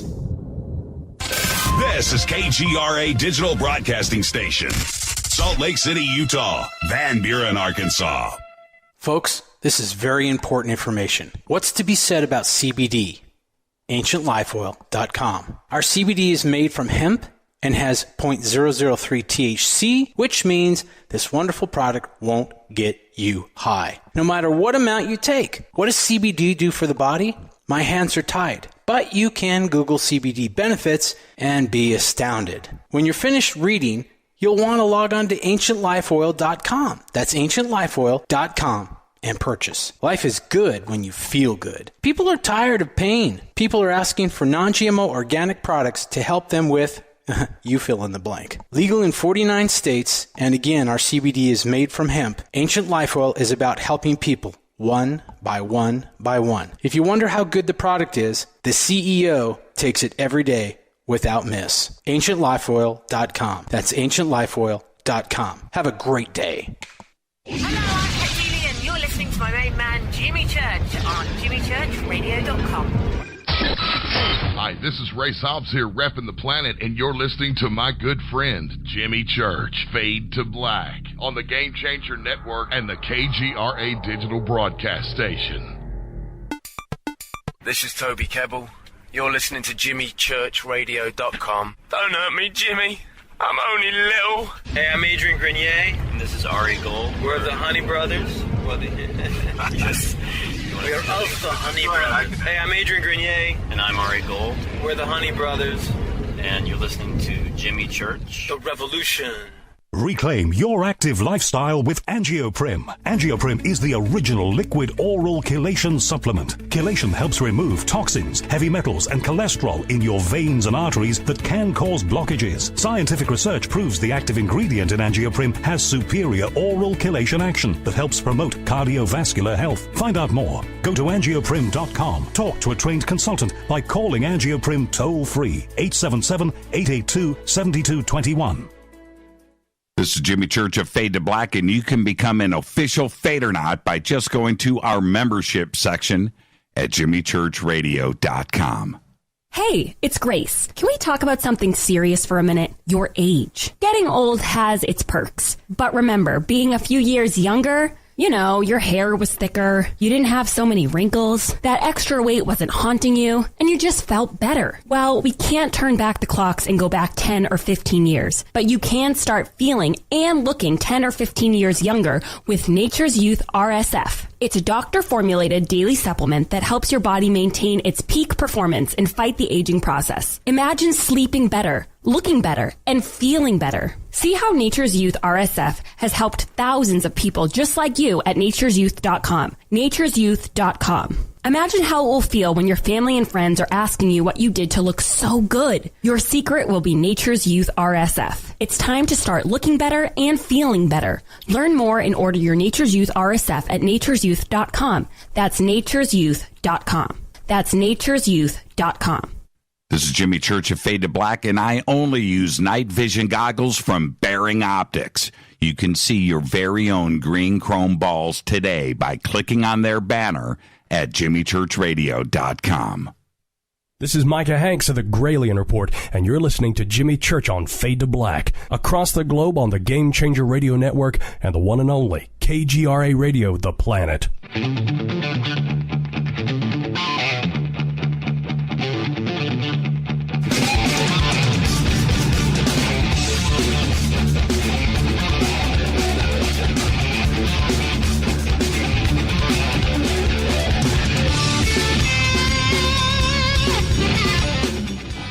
Welcome back, Fade to Black. I'm your host, Jimmy Church. You can follow me on Twitter at JChurchRadio. I think Stanton's got a Twitter account, Stanton T. Friedman. You can follow him on Twitter, too, as well. Not that I know of. There's one out there. There's one out there. Well, What can I tell you? I don't know of a Twitter account. I leave Twitter to Trump. I don't. Well done, Stanton. There's an imposter running around out there. Okay, ignore what I just said, everyone. But you can follow me on Twitter at JChurchRadio.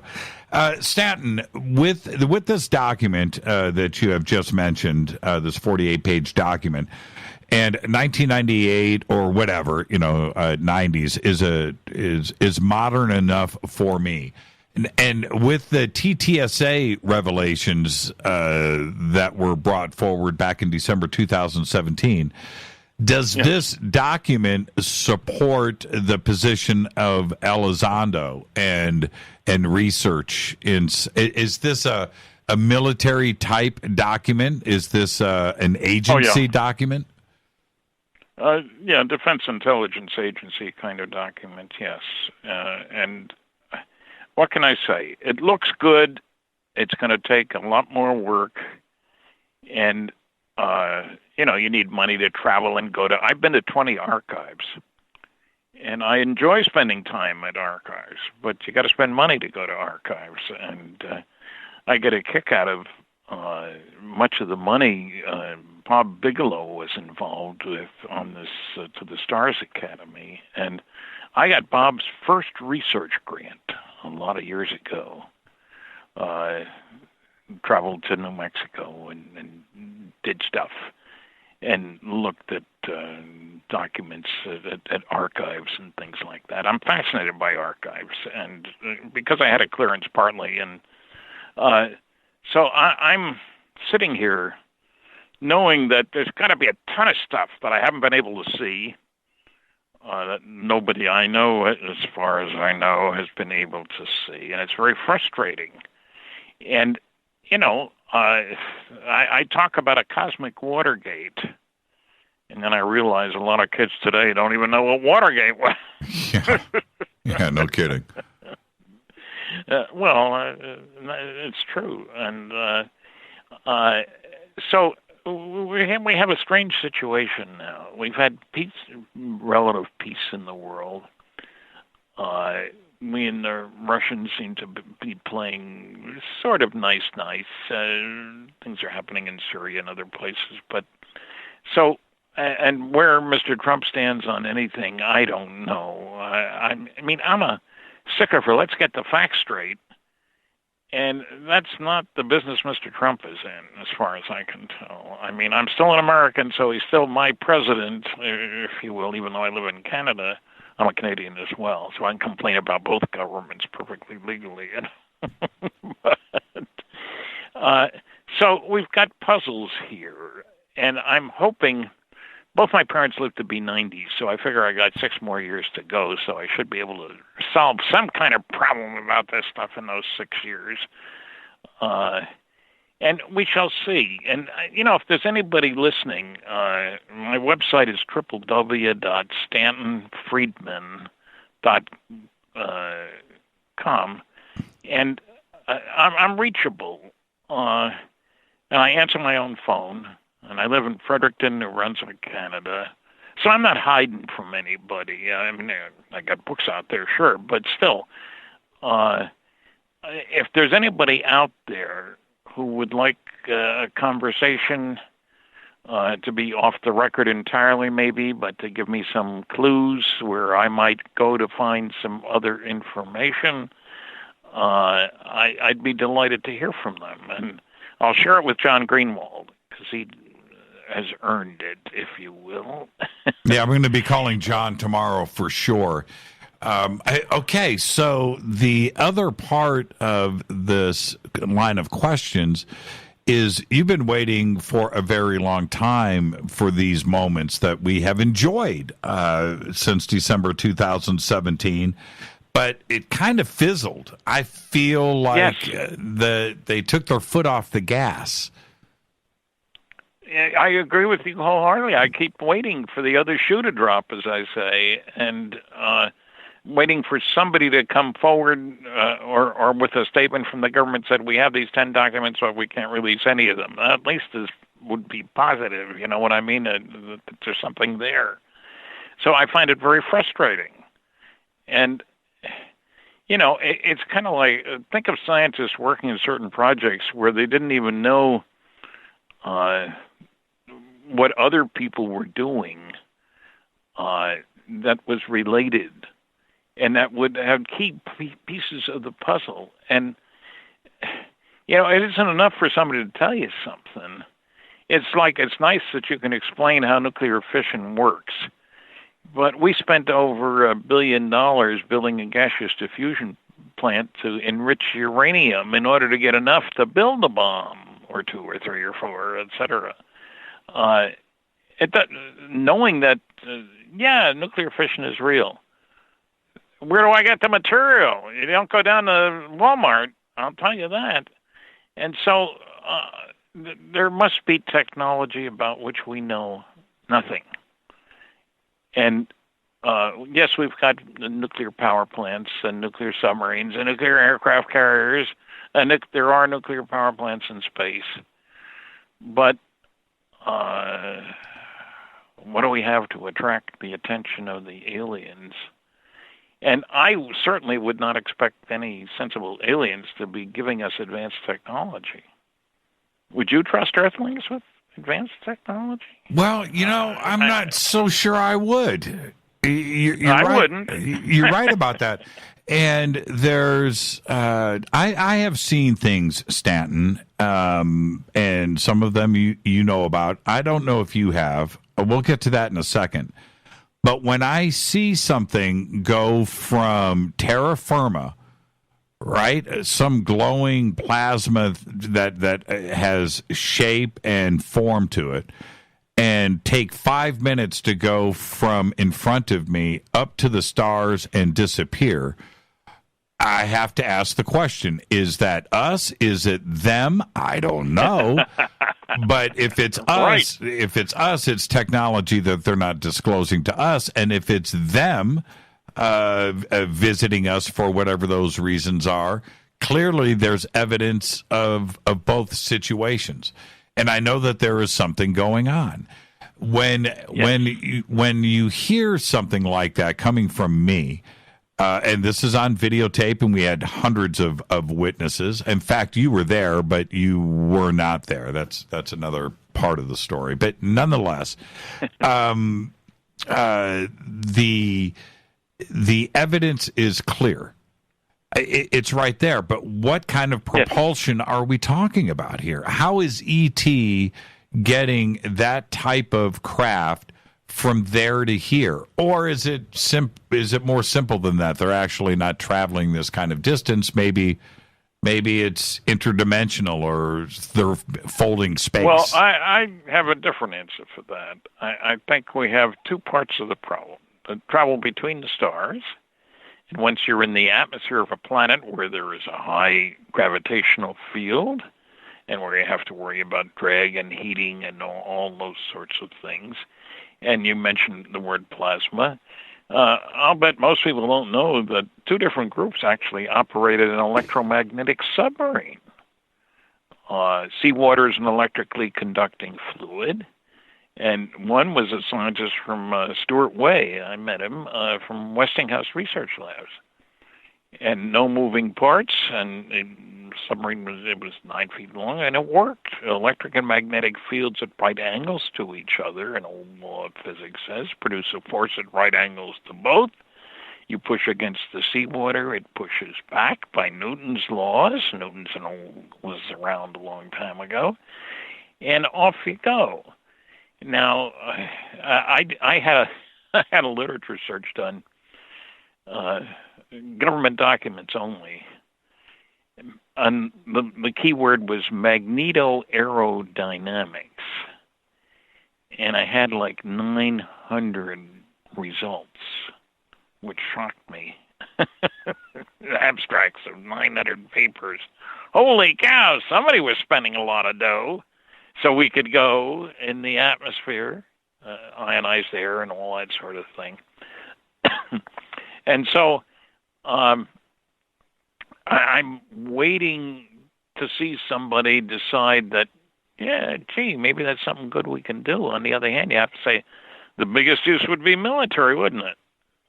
doesn't everybody want to have a highly maneuverable vehicle that can be used to drop nuclear weapons on your enemies? I mean, that's the way our world works.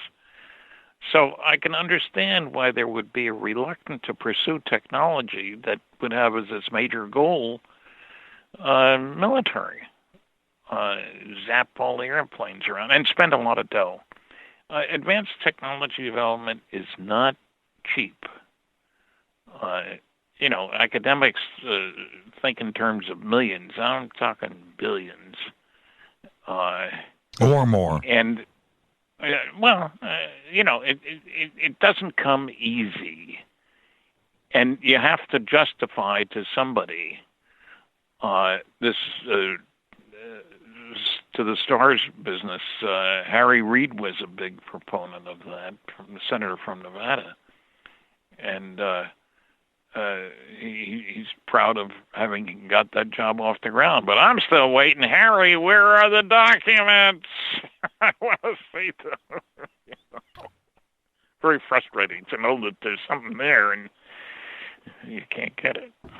Well, how do you propose, with all of your theories and daydream and night dream where you're trying to figure this situation out, let's just go with Alpha Centauri, 4.5 light years away, right? It's our closest neighbor. How would you get, now 4.5 light years doesn't sound like much, but it is a vast distance.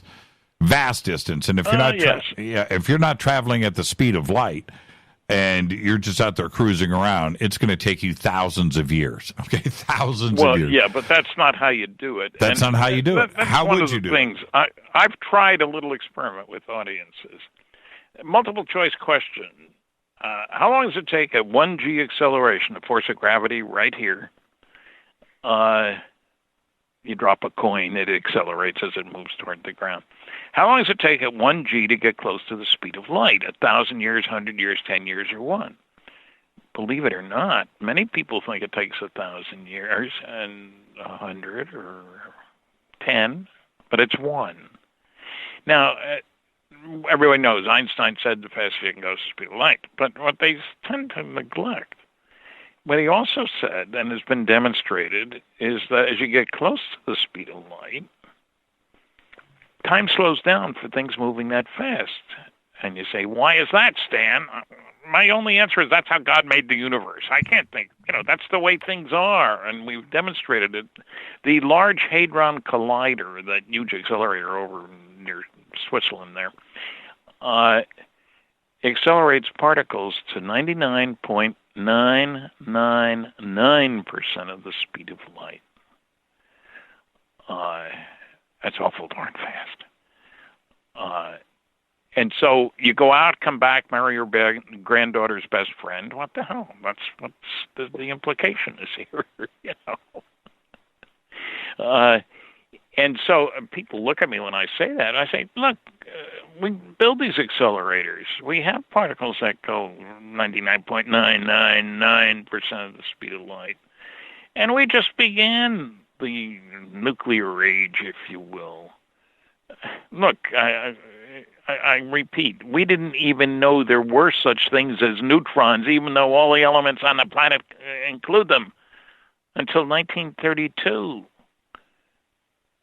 That's not very long ago. We've been around several billion years. The planet's been around. I'm not saying we have been around. Nobody I know. Anyway, so the first thing is the laws of physics do not prevent going to the stars. It's not easy. And how do you deal in a world in which, like I say, you go out and come back and marry your granddaughter's best friend? That's kind of weird thinking. You know what I'm saying? Yes, it is. Now, the movement in the atmosphere, magnetoaerodynamics, and this was many years ago when I did that study, and got over 900 references, is something we know something about. And you can get around all the problems of high speed of light. Heating, drag, lift, radar profile, All these relate to the interaction between a vehicle moving in the atmosphere and its surroundings, the vehicle, the plasma, if you will, and so forth. Now, I'm not saying somebody gives me $1 million, I'll build one for you, because I know these things don't come cheap. You may need new materials and so forth. And, people like to think we know all there is to know and there's nothing new to be learned. I don't believe it for a minute. And I think that progress comes from doing things differently in an unpredictable way. Do we need to go faster in the atmosphere? No. What for? Shoot down somebody else's airplane? Don't we have better things to do? That's a different kind of question. But the notion that you can't get here from there basically is wrong, because it assumes we know all there is to know, and we assume that the person who's making that question doesn't know about advanced technology. Like I said, I was involved in a study of fusion, which goes on in the stars, all the stars, back in 1962, and it was directed by a man who headed the Oak Ridge National Laboratory Fusion Program, John Luce. Brilliant scientist who didn't have a college degree, incidentally. He got a couple honorary ones, but had umpteen patents and so forth. But that was, a long time ago. And if I got hundreds of references, how much more would you get today, if you got access and so forth? So on the one hand, it's a very exciting world we live in, because I know there are things that we don't know about that we should know about, if we're smart enough. On the other hand, there are bigger questions. Where's the planet going? Can we support more than, 7.5 billion people? Can we extend life? Can we deal with cancer? Can we, there are some very practical sorts of things out there. What worries me is the bad guys getting access to the advanced technology. That is the big fear. There's no question about that. And we're going to head towards a break. And so I want to get a couple of questions in while I have this opportunity. Okay. And when we come back after the break, though, Stanton, we're going to have fun. I'm going to take you completely out of your comfort zone.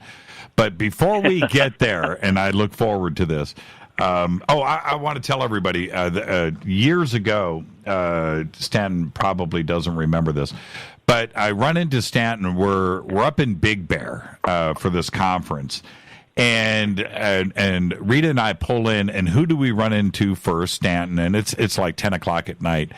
And I invited Stanton over to the bar, and you went with us, and we sat down.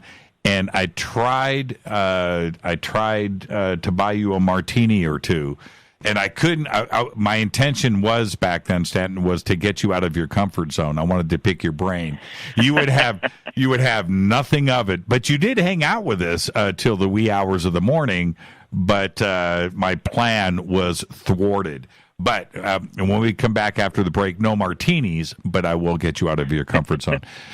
Before we get to the break, Jamie Chandray, when was the last time you talked to him?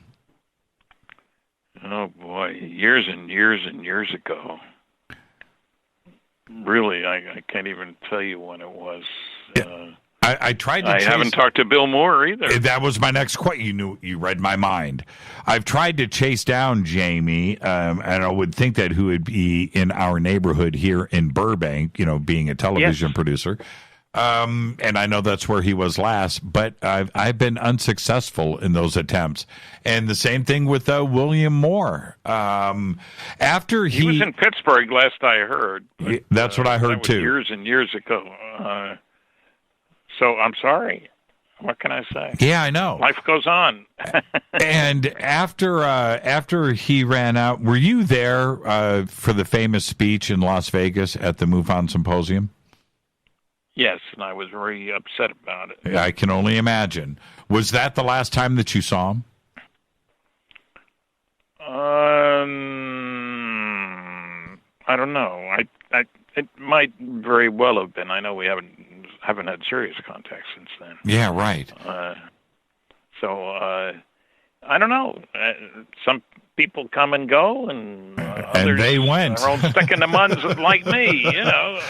They went. Well, we had Richard Doty called in, by the way, to this program about 6 months ago, out of the blue. Just, open lines on an open line Thursday, and Doty decides to call in. I ended up having him on the program. I didn't want to let him go. I had him on for about 90 minutes. And he said something very interesting during this conversation. By the way, Stanton, I've never invited him on the program. He's somebody that I don't agree with. But he did call in, so I took the opportunity to ask him some questions. And he made a statement. He said that there were two, the number is two, that there were two A-list speakers on the circuit today at UFO conferences that were informants, disinfo agents, and he knew them personally. Does that kind of comment coming from Doty, who we can't really trust, but does that comment from Doty surprise you? Yes, that he would say so. In general, nothing from him would surprise me. Right. But, yeah, I don't know what to make out of Doty. And, I didn't really have much contact with him. Bill had contact with him, and Bill Moore. Right. And Jamie. But he's one of, you could draw up a list of strange aspects of ufology. The rule of Richard Doty is certainly one of them. And we need more historical kind of stuff going on. And that's why I can't tell you how frustrating it is to know that there had to be loads of documents written to the STARS, whatever it was before that, the Advanced Threat Assessment Program. There's got to be paper, and I would like to read it, darn it. What can I say? Yeah, I know. Yeah, when Richard came on and I asked him the tough questions. There's no doubt about that. I'm not going to go through all of that now, but I asked him the tough questions. And out of everything from that conversation, it was that, that there were two speakers on the circuit right now that he knows to be disinfo agents. Today, I've got about a minute left. Why would any agency be interested in ufology and spreading disinfo or collecting information from inside of the UFO community? I would think that they have access to whatever they need, and what interest would be served in spreading disinformation inside of the UFO community today? And I go back, you just brought up to the STARS, and they've got ex-CIA on staff, and yes. I almost get a little bit uncomfortable and cringe at that thought. Well, I do too. I mean, I respect security. Having worked under it and stuff, there are purposes it serves, and there have been times in the past 60 years that I've been around opening my mouth that I've worried about the wrong people getting access to powerful information. So, I don't know where that leaves us. There is no Book of Rights. What's mankind, what are we entitled to know? And I don't know. I'm not a dictator, and have no desire to be one. And I'm concerned about the future of the planet, but, on a personal level, as I say, I have a great-grandson. And how's the world, what's it going to be like? And I look at those 2,000 nuclear weapons we've exploded, and who's going to be joining the nuclear club and can we trust them? And, questions like that. Those things scare me. Suicide bombing is not an imaginary concept. It's happened. There have been people who do that. I've done that. So I don't want the bad guys to be in control of things. But how do we get from where we are to where I'd like to see us? Becoming a part of the Galactic Federation, maybe having a branch of the Galactic Federation Intelligence Agency here? I don't know. I'd love to read a history book. Life in the last 10,000 years in our neighborhood. What has happened? And I think it would be fascinating to read.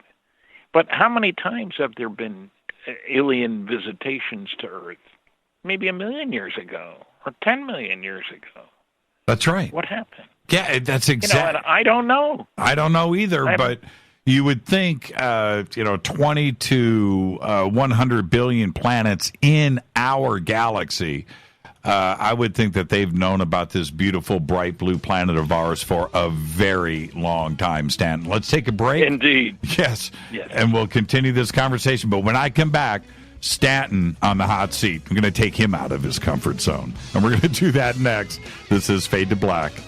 I'm your host, Jimmy Church. We'll be right back. Hi, everybody. This is Rob Halford, the Metal Guard on JimmyChurchRadio.com. This is KGRA Digital Broadcasting Station. Salt Lake City, Utah. Van Buren, Arkansas.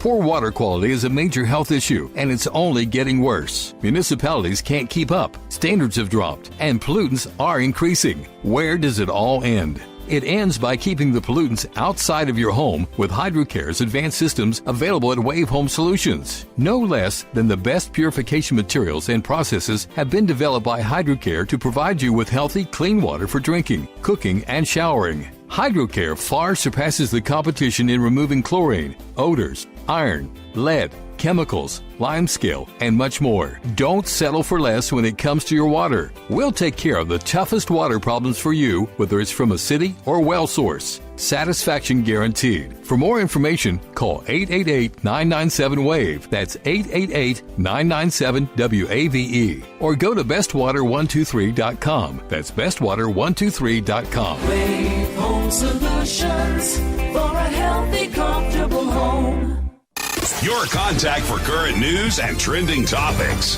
KGRARadio.com. Does your basement or crawl space have a damp, musty smell? Well, watch out. That's a sign of too much moisture and not enough ventilation. And that can mean increased mold growth and the buildup of harmful toxins and gases. Don't bother with a dehumidifier. It just circulates the same unhealthy air. Now there's a better way to remove these dangers and odors. It's with the computerized Wave Moisture Control Unit that reduces moisture and expels pollutants. We replaced our old dehumidifier with the Wave unit, and in only 3 weeks, our basement is dry and the musty smell is gone. Wave units require no maintenance, no buckets of water or filters, and costs only pennies a day to run. Breathe better, live healthier with an affordable, no-maintenance Wave unit. Call 888-717-WAVE, 888-717-WAVE, or visit dryhealthyhome.com. Dryhealthyhome.com. Ride the wave. Wave Home Solutions for a healthy, comfortable home. This is Jimmy Church of Fade to Black, and I only drink Fade to Black blend coffee from Rivermoon. Just click on the Rivermoon Coffee banner at jimmychurchradio.com. Promo code F2B Blend.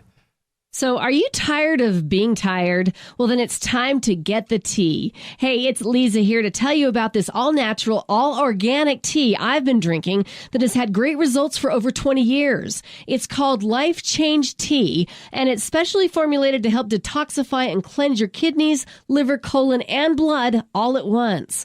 The colon is one of the most ignored organs in the human body. The faster that waste is eliminated from the body, the less time that waste sits in our intestines, spreading toxins toxins to our bloodstream. This tea helps cleanse chemicals caused by outside intruders from our entire digestive system. And get this, weight loss can be a side effect. And with continued use of the tea, you can experience clearer, healthier, younger-looking skin, increased energy, and a happier outlook on life. So if you're tired of being tired, get the Life Change Tea at getthetea.com. That's getthetea.com. And like me, you'll be glad you did. Did you know that when you're on the road with limited data or Wi-Fi available, you can still listen to every minute of Fade to Black by just calling 605-562-4482.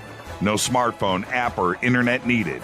It saves your data plan and no extra cost if you have unlimited minutes. Just call 605-562-4482. You can listen to me, Jimmy Church, on any phone, anytime, anywhere. Go Beckley Tappy.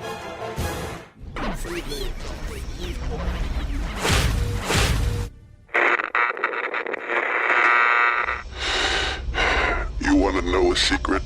I love ponies. I really love ponies. I'm serious. I couldn't stay sane without ponies to brush. Why Fade to Black?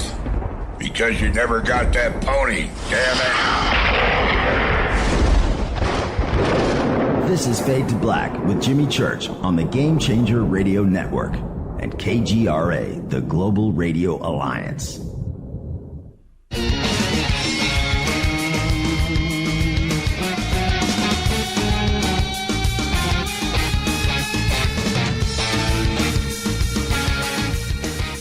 All right, welcome back. Fade to Black. I'm your host, Jimmy Church, on the Game Changer Network and KGRA, The Planet. You can follow me on Twitter, which is completely out of control tonight. You can follow me on Twitter at JChurchRadio. You guys are really enjoying this conversation tonight, and so am I. And Stanton, this is what we're going to do. We're going to go a little bit rapid fire. You can take your time, but I'm going to ask you stuff that you probably have never been asked. Okay? You ready? I'm not saying I have an answer for all the questions, but what the hell? Hey, let's do it. Bigfoot, Stanton. What do you think? I think that there's enough evidence. I worked with somebody, Bobby Ann Slate-Geronda, who did a lot of looking at the Bigfoot data, and I'm convinced that some of the reports of large creatures, sometimes associated with UFOs, which raises all kinds of questions, are really out there. And no, I can't bring one into the lab and stuff like that. I was just reading recently that apparently there are still in Central America places, native tribes that have never had contact with the outside world. It's a big planet for Bigfoot. Men in Black, Stanton. Have you been visited over the years? No. I have to say that. I mean, I can't prove that nobody I ever talked to was really a secret government agent in disguise. And I will say this. There was one occasion when I gave a lecture at a college in New Mexico, of all places, where a guy asked, he told me he was very interested in the subject and so forth, and invited me over to his home, which was kind of unusual. And but he said enough to get me intrigued about that he knew stuff. And apparently they had been paying attention to me, and they thought I was doing okay. It was all right. They were not worried about me. And so that got me wondering, how many intelligence agencies have a sort of a UFO subsection, if you will, keeping tabs on who's doing what or shouldn't be, or somebody about to break loose, or stuff like that. But that's as close as I've come. I haven't been threatened by anybody. I was told that I wasn't bothering people, that it was okay, which I guess was sort of comforting. I'd have been worried if he had said, Stan, you're on a list, and you better watch your back. If somebody had said that to me, I'd be very concerned. So I I've lived a peaceful existence. Like I say, I had a clearance for 14 years. I respect security. I think people know, anybody who's listened to my lectures and stuff knows that my approach is to go for the facts, for the data, and a certain, what shall I say, concern with the peaceful future of the planet. Not just because I have a great-grandson, but that's part of the picture. So it's not my ego that needs to be fed here, is what I'm saying. And so I'm not going to worry about Men in Black. You know, famous last words, I suppose. But they've been at this a long time. Well, after tonight's show, do me a favor, call me tomorrow and let me know how that conversation goes. Okay. All right. Next question. Your favorite UFO photo, not the best photo, but your favorite. For me, it's Rex Heflin's stuff, but it's not the best, but it's my favorite. For you, what's your favorite UFO photo? Actually, what went through my mind when you asked that question was the Rex Heflin pictures. So, I don't know. I defer to Bruce Maccabee, who's an optical physicist, Dr. Bruce Maccabee, who's examined a lot of photos and very carefully, and I'm certainly convinced that there are a number that are genuine. I like the ones. The Heflin photos certainly are on my list, and I show them at my lectures when I get a chance to. I was trying to think of one that I saw recently. Where the heck was I don't even remember where it was, because I'm past the point where I need to have a picture to prove that there are things out there. You know, as I say to people, look, I've never seen a neutron. I've never seen a gamma ray. I'm convinced they're real, too. So, yes, I'm satisfied that there are pictures that pass muster with professional scientists who spent a lot of time looking at them, Dr. Bruce Maccabee being one. But I don't make a big deal about that. And, you know, people say, why don't we have better pictures? What do you want? The moon is huge in the sky. At arm's length, it's the size of a pea. You know, there are a bunch of pictures that I show that I think are legitimate, but they're not the essence of the story. You know, I know that the government, there are fighter pilots who've come fairly close to UFOs and taken good pictures with good cameras. Let's face it, the best equipment around is owned by the government for whether it's radar. I don't have my own radar installation, you know. I don't have a high-speed craft that I can get up close to a saucer if somebody calls me from someplace else. Hey, get over here, Stan. He's sitting right outside my window. I mean, you know, that's not the real world. Right. Well, the Costa Rican mapping picture from high altitude with that disc below the plane, that may be the best. That's a crazy picture, but I agree with you. I like the Trindade photos from Brazil. Yes, off the island of Trindade, and I'm satisfied that they're genuine. And okay, that's nice. You know, it's like physical trace cases. After you've looked at the first 400 such cases, Ted Phillips has collected thousands of such reports. Enough is enough. Okay, I'm convinced that alien craft land and that they have an impact on the soil beneath them and so forth. 1/6 of those cases involve reports of beings seen with the craft. Okay. You know, I've stated my conclusions for a very long time that the evidence is overwhelming that some UFOs are intelligently controlled extraterrestrial spacecraft. Most are not. I don't care. Right. Well, next question. Besides Betty and Barney Hill, okay, so let's put that to the side. Yes. What's the best UFO case ever?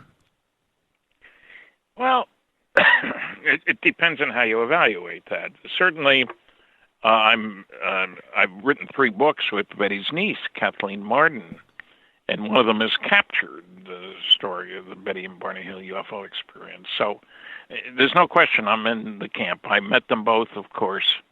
Barney died less than a year after I met him, I think it was. But and I'm particularly intrigued by that star map work and all that sort of stuff. But there are lots of abduction cases around, and there are good abduction researchers. Kathleen Martin is an organization called FREE. I wish I could remember what FREE stands for, but they've done a lot of looking at contacts with aliens, for want of a better phrase. And so the Hill case I like because we're very fortunate. Those two people, Betty and Barney Hill, did not need or want publicity. No doubt. A mixed marriage in 1961, black man, white woman, the last thing they needed was external publicity. They were active in civil rights activities and stuff like that. Betty was a social worker. So what intrigued me was how they were very fortunate to wind up with Dr. Benjamin Simon, a psychiatrist who knew nothing about flying saucers, but knew a great deal about how to get people back to living normally who'd had traumatic experiences. You know, suppose your buddy's head got blown off next to you in battle. That's not easy to integrate. And, you know, I saw a good example of that, how surprising things can upset it. I live in Fredericton, New Brunswick, a lovely town, about 60,000, the capital of New Brunswick. We had 4 murders here not very long ago. And the town still hasn't gotten over that. It's just not the kind of place where that sort of thing happens. And 2 of them were people who were murdered were police officers, one of them a woman.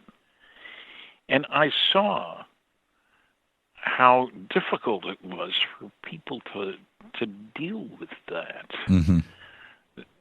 You know, you think you can just wipe it off, but you can't. I mean, I brought my family here from California with all that crime and all that sort of stuff to live peacefully and all that stuff. And how could this happen here? And is there somebody else out there who's going to do it again? And it's shocking. And so that makes me think. And I did a monthly column about, okay, how will we react to the truth about aliens being put out on the table? It's not easy to say, and it's not easy to deal with. No matter, even for me, and I've been talking about them since 1967 when I gave my first lecture. The Bob Lazar situation. Have your feelings changed over the years?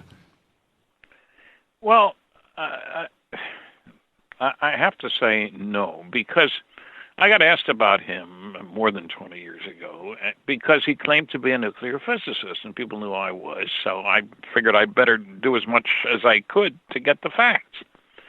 So George Knapp, a fine newsman in Las Vegas,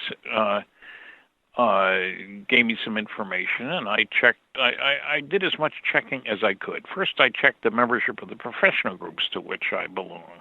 American Nuclear Society, the American Physical Society, the American Institute of Aeronautics and Astronautics, and Bob wasn't listed by any of them. And then I went a little deeper. I checked with the claim to have gone to MIT, have a master's in MIT nuclear physics and master's from Caltech in electronics, and neither one of them ever heard of him. Then I went a step farther and called his high school and said, I'm getting conflicting information here. What can you tell me? Well, call me back. I'll have his paperwork here. And I did, and she did. And let's see, the first thing she says, he graduated in August, not with his class. Now, guys who go to MIT graduate with their class, you know, and at Caltech and so forth. And then I asked, well, he was valedictorian. I'm not proud. He never said he was valedictorian. Nobody else did. And she said, no, he was not. I laughed. And I said, well, was he in the top 10? No. Top 20? No. Top 50? No. Top 100? No. And she's laughing by this time. And finally, it was like 265 out of 360, bottom third of his class. So I knew he had. You don't get into MIT or Caltech from the bottom third of your class, and I checked to more than one person at each of the institutions and so forth. And so, and I get asked periodically, and I will admit he seems to be a very sharp guy. Okay? He's not stupid. But he is lying about his own background. He doesn't have those degrees, which were the reason some people thought he did and therefore believed him, because people with those degrees should be believable, it says here in small print. So I haven't really changed, and I haven't done anything new in the last few years. I've seen no reason to change my mind. I'm open. Give me some evidence. I checked. I couldn't find any technical reports that he'd written. Nothing to substantiate. So absence of evidence is not evidence for absence. It means you don't have any data to support it. So I'm satisfied that there's nothing there. If somebody shows me something, I'll be happy. Who built the Great Pyramid? Well, the business about pyramids is intriguing to me because, again, as I said right at the start, we have found that there are planets all over the place out there, far more than we had anticipated. And when you look at the age, there are still people saying 5,000 years is the lifespan of life for 6,000 years on this planet, and as opposed to billions of years. So I don't know who built the pyramids, but it wouldn't surprise me if there was an element of extraterrestriality in the sense of, I think ETs have come here and gone away, come back, whatever. It's a nice place to visit on your way to someplace else. For all I know, we're somebody's colony to begin with. Somebody else could say, well, maybe you're somebody's crop, and they're serving Earthlings for dinner. I have no way of saying. But I am fascinated by the history of our planet and also by how ignorant we are of that history. I mean, Heinrich Schliemann found Troy, the legend of Troy and all that sort of stuff. He dug down, I think it was 67 feet, 70 feet, something like that. There aren't many parts of the planet we've dug down 60 or 70 feet. I wish that a Navy nuclear-powered submarine was scouting around on the bottom of the ocean looking for wrecks and history and stuff like that. And I'll bet we'd find all kinds of interesting things, but that's not how we spend our money. So I think the aliens civilizations may have had something to do with the pyramids. Maybe they built as a beacon or a competition. My pyramid's bigger than your pyramid. Not a bad idea. Not a bad idea. Could be.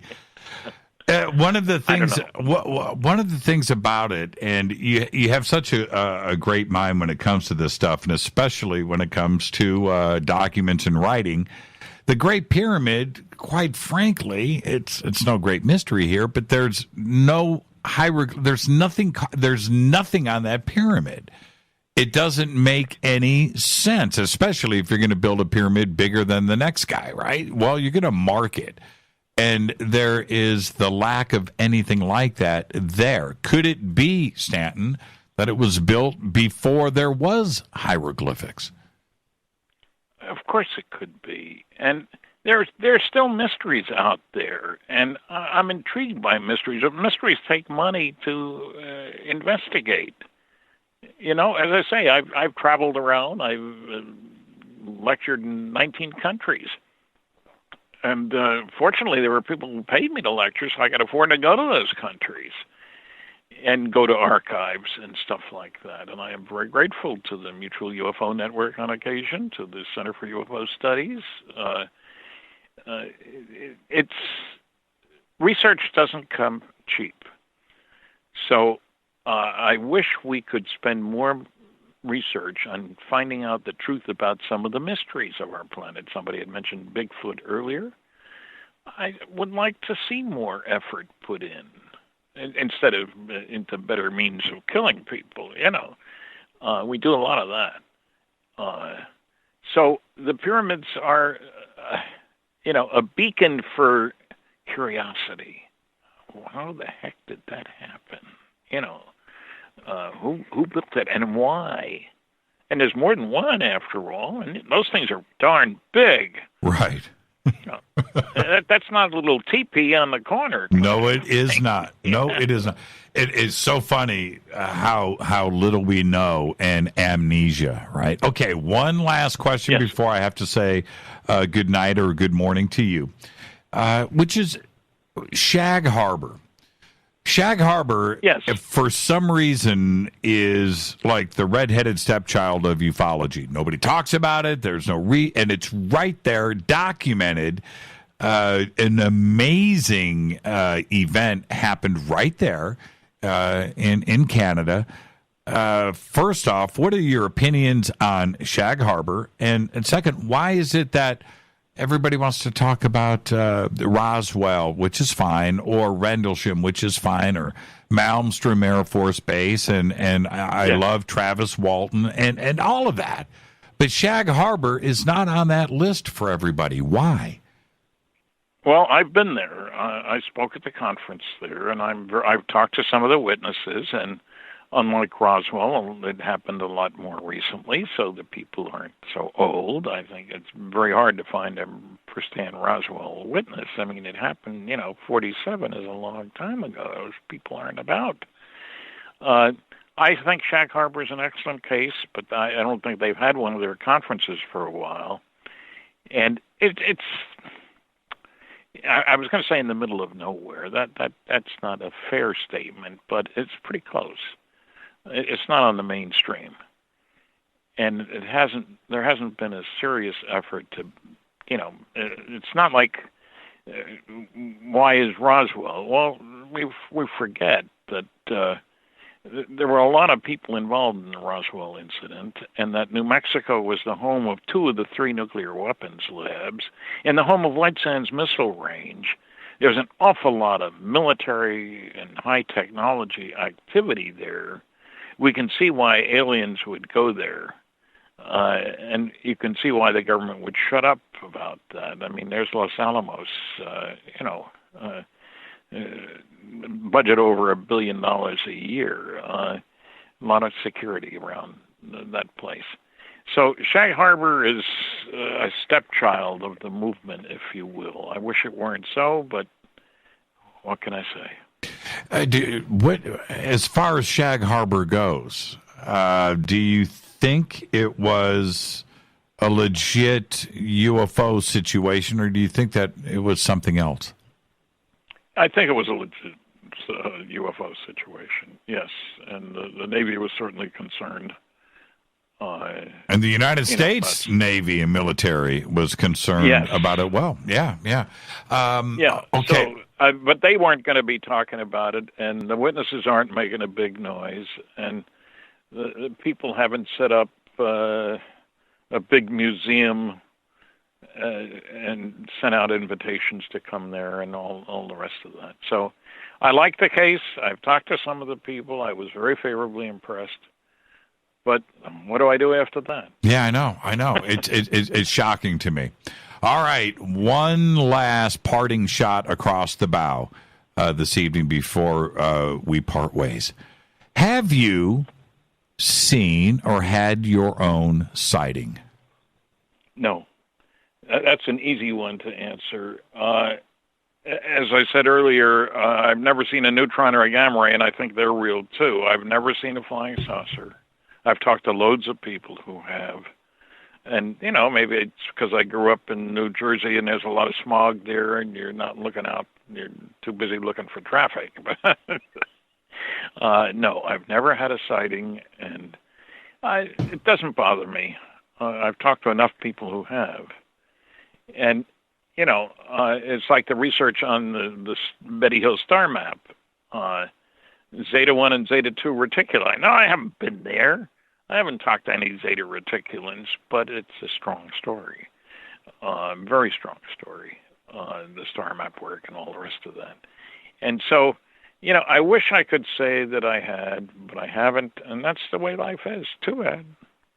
And I should give out my website is www.stantonfriedman.com.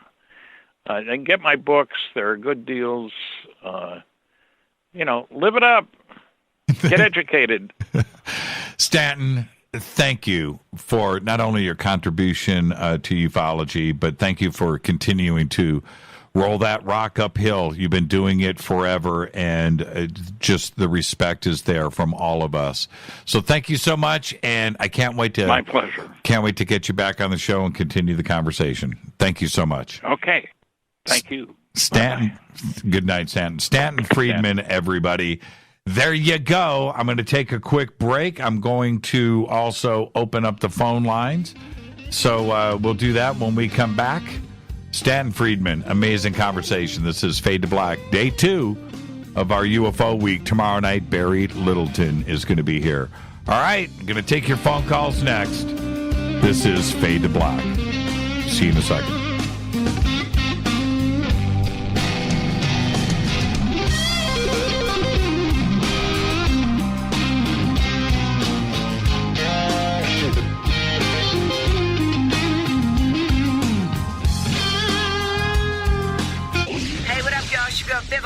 Here, and you are listening to my boy Jimmy Church on JimmyChurchRadio.com. Despite popular opinion, reading a book will not make you smarter, but listening to Jimmy Church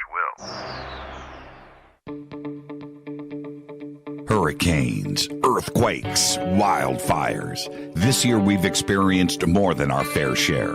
This is Jimmy Church of Fade to Black, and last month I decided to make sure my family does not have to worry about food should we get caught in a real emergency situation. Introducing Numana, a healthy, storable product that tastes so good that you'll want to eat it every day instead of just during those times of duress. All Numana products have a 25-year shelf life, are MSG and GMO-free, no preservatives, and are made in America. With the Numana pack in your home, you'll be able to sleep at night knowing that you've protected your family. Not only have I tasted and tested, I own it. Now you can too. Just click on the Numana banner on JimmyChurchRadio.com and use the promo code Jimmy when you order. In addition to a discount, we'll send you an autographed Fade to Black t-shirt. Seriously, go Beckley Tappy. This is Jimmy Church of Fade to Black, and I take Life Change Tea supplements every single day. It's what I do. Click on their banner at JimmyChurchRadio.com. When you take the beans from Central America with dashes of Indonesian and African mixed in and then roast it to the dark side of Fade to Black, you create the ultimate brew of fringe. Introducing the Fade to Black blend from Rivermoon Coffee. Yes, Rivermoon's darkest customized roast was created for the love of Fade to Black.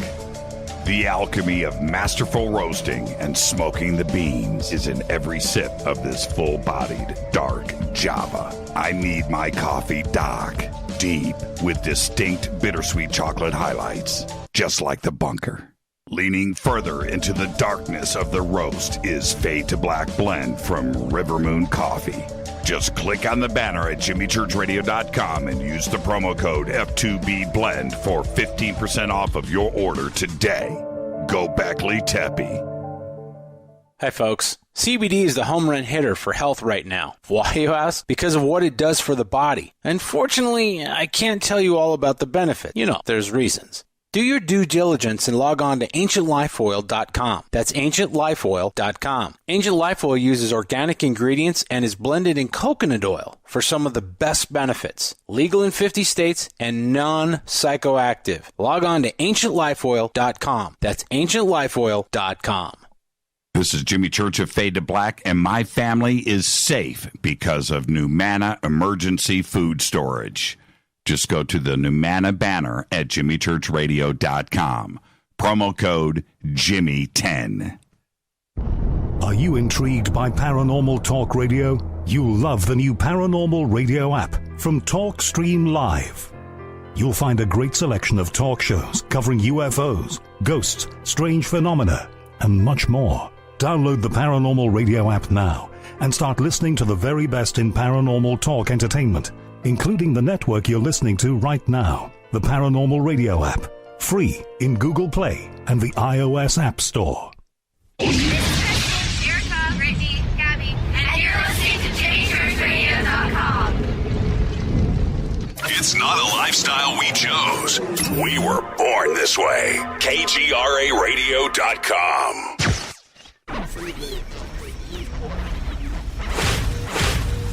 This is KJCR at JimmyChurchRadio.com.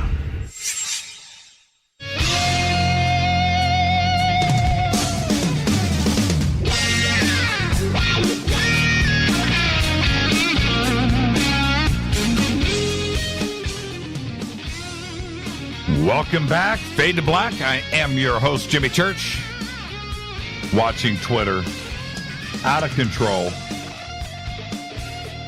What a great conversation. Stanton T. Friedman right there. Amazing conversation. And could have gone on forever, but you got to understand it's like 4 o'clock in the morning out there in New Brunswick. But just an amazing conversation. Thank you so much for that, Stan. And we'll do it again soon. I've opened up the phone lines, 323-825-5045 or 323-275-9695 or 818-921-6929. And let's go to area code 414. You're up first on Fade to Black. Who's calling? Hi, Jimmy. This is Brian. Hi, Brian. How are you? Good. Awesome lineup this week. Yeah. Awesome. Yeah. Just, Stan Friedman, he's the best. Oh, so legend. Yeah, absolutely. What's on your mind, Brian?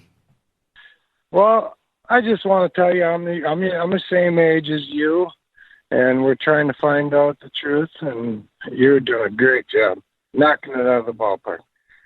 And as you listened to Stanton tonight, what stood out for you? For me, there was so much, but what stood out for you, Brian?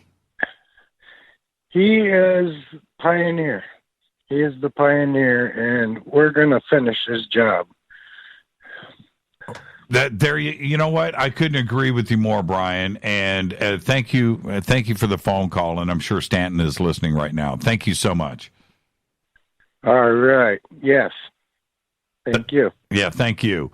Let's stay right on the phones. Thank you for that phone call, Brian. Hi, you're live on Fade to Black. Who's calling? Hi, Jimmy. This is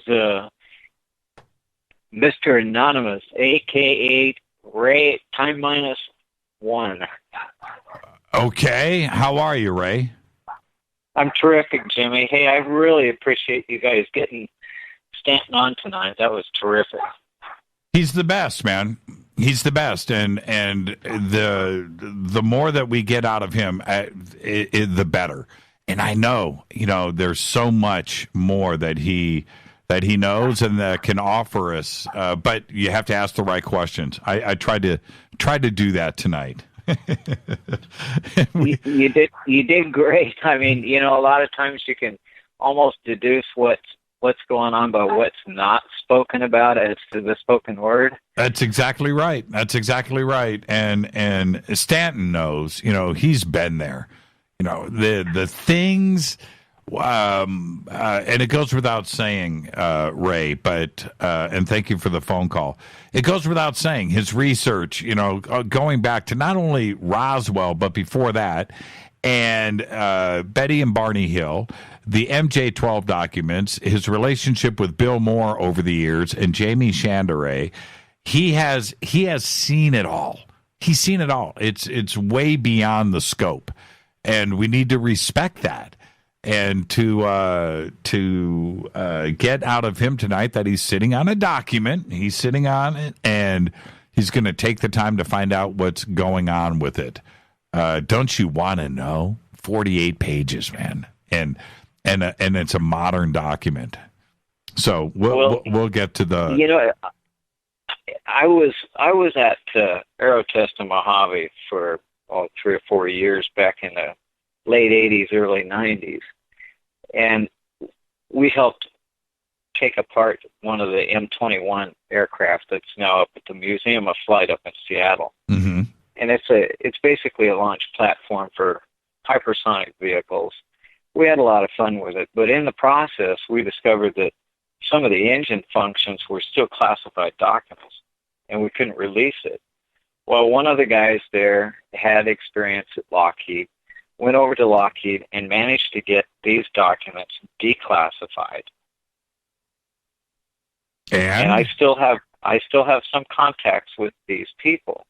So I sent Stanton an email tonight saying that I'll do my best to look up and see if any of my contacts are still alive, because, you know, at 64, I've lost a lot of friends over the years. And that was the same time period when I used to go up to China Lake on a fairly regular basis. They had a really good AA meeting up there, and I went every Thursday. And I happened to meet one of the mechanical engineers that worked at China Lake. And I just casually mentioned the MJ-12 documents. And he said, well, I've got 20 years here at China Lake. Why don't you bring me a copy of them and I'll check to find out if they're for real. I submitted them to him the next Thursday, and he took them. He was gone for about a month. When he came back, he said, these are bona fide, they're real. Which ones did he look at? I've got copies on in the computer. I'm not that familiar with them. Okay, yeah, fair enough. Yeah, I'm curious about that. I asked Stanton about that many years ago, both on the record and off, and he felt pretty confident that the Twining document was authentic. I think that a large chunk of the MJ-12 documents started to fall apart, and we also have to remember what the sources were on that, which, we're talking about Bill Moore and Jamie Chanderay, and, of course, Stanton was part of the revealing of that and did the original press conferences about the MJ-12 documents. I found them to be very fun reading.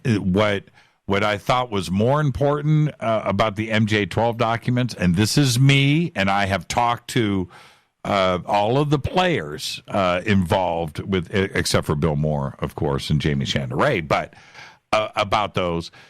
And what I found most intriguing was somebody somewhere had the ability to get the correct typewriter, to type the right verbiage, to put it together and get the right stamps together and the right chain of command, and to get it all authentic looking to the point where they stumped just about everybody inside the military and out. Now, the FBI, of course, on their own website has stamped them all as being fake. And you can go and look at the MJ-12 documents on the FBI website.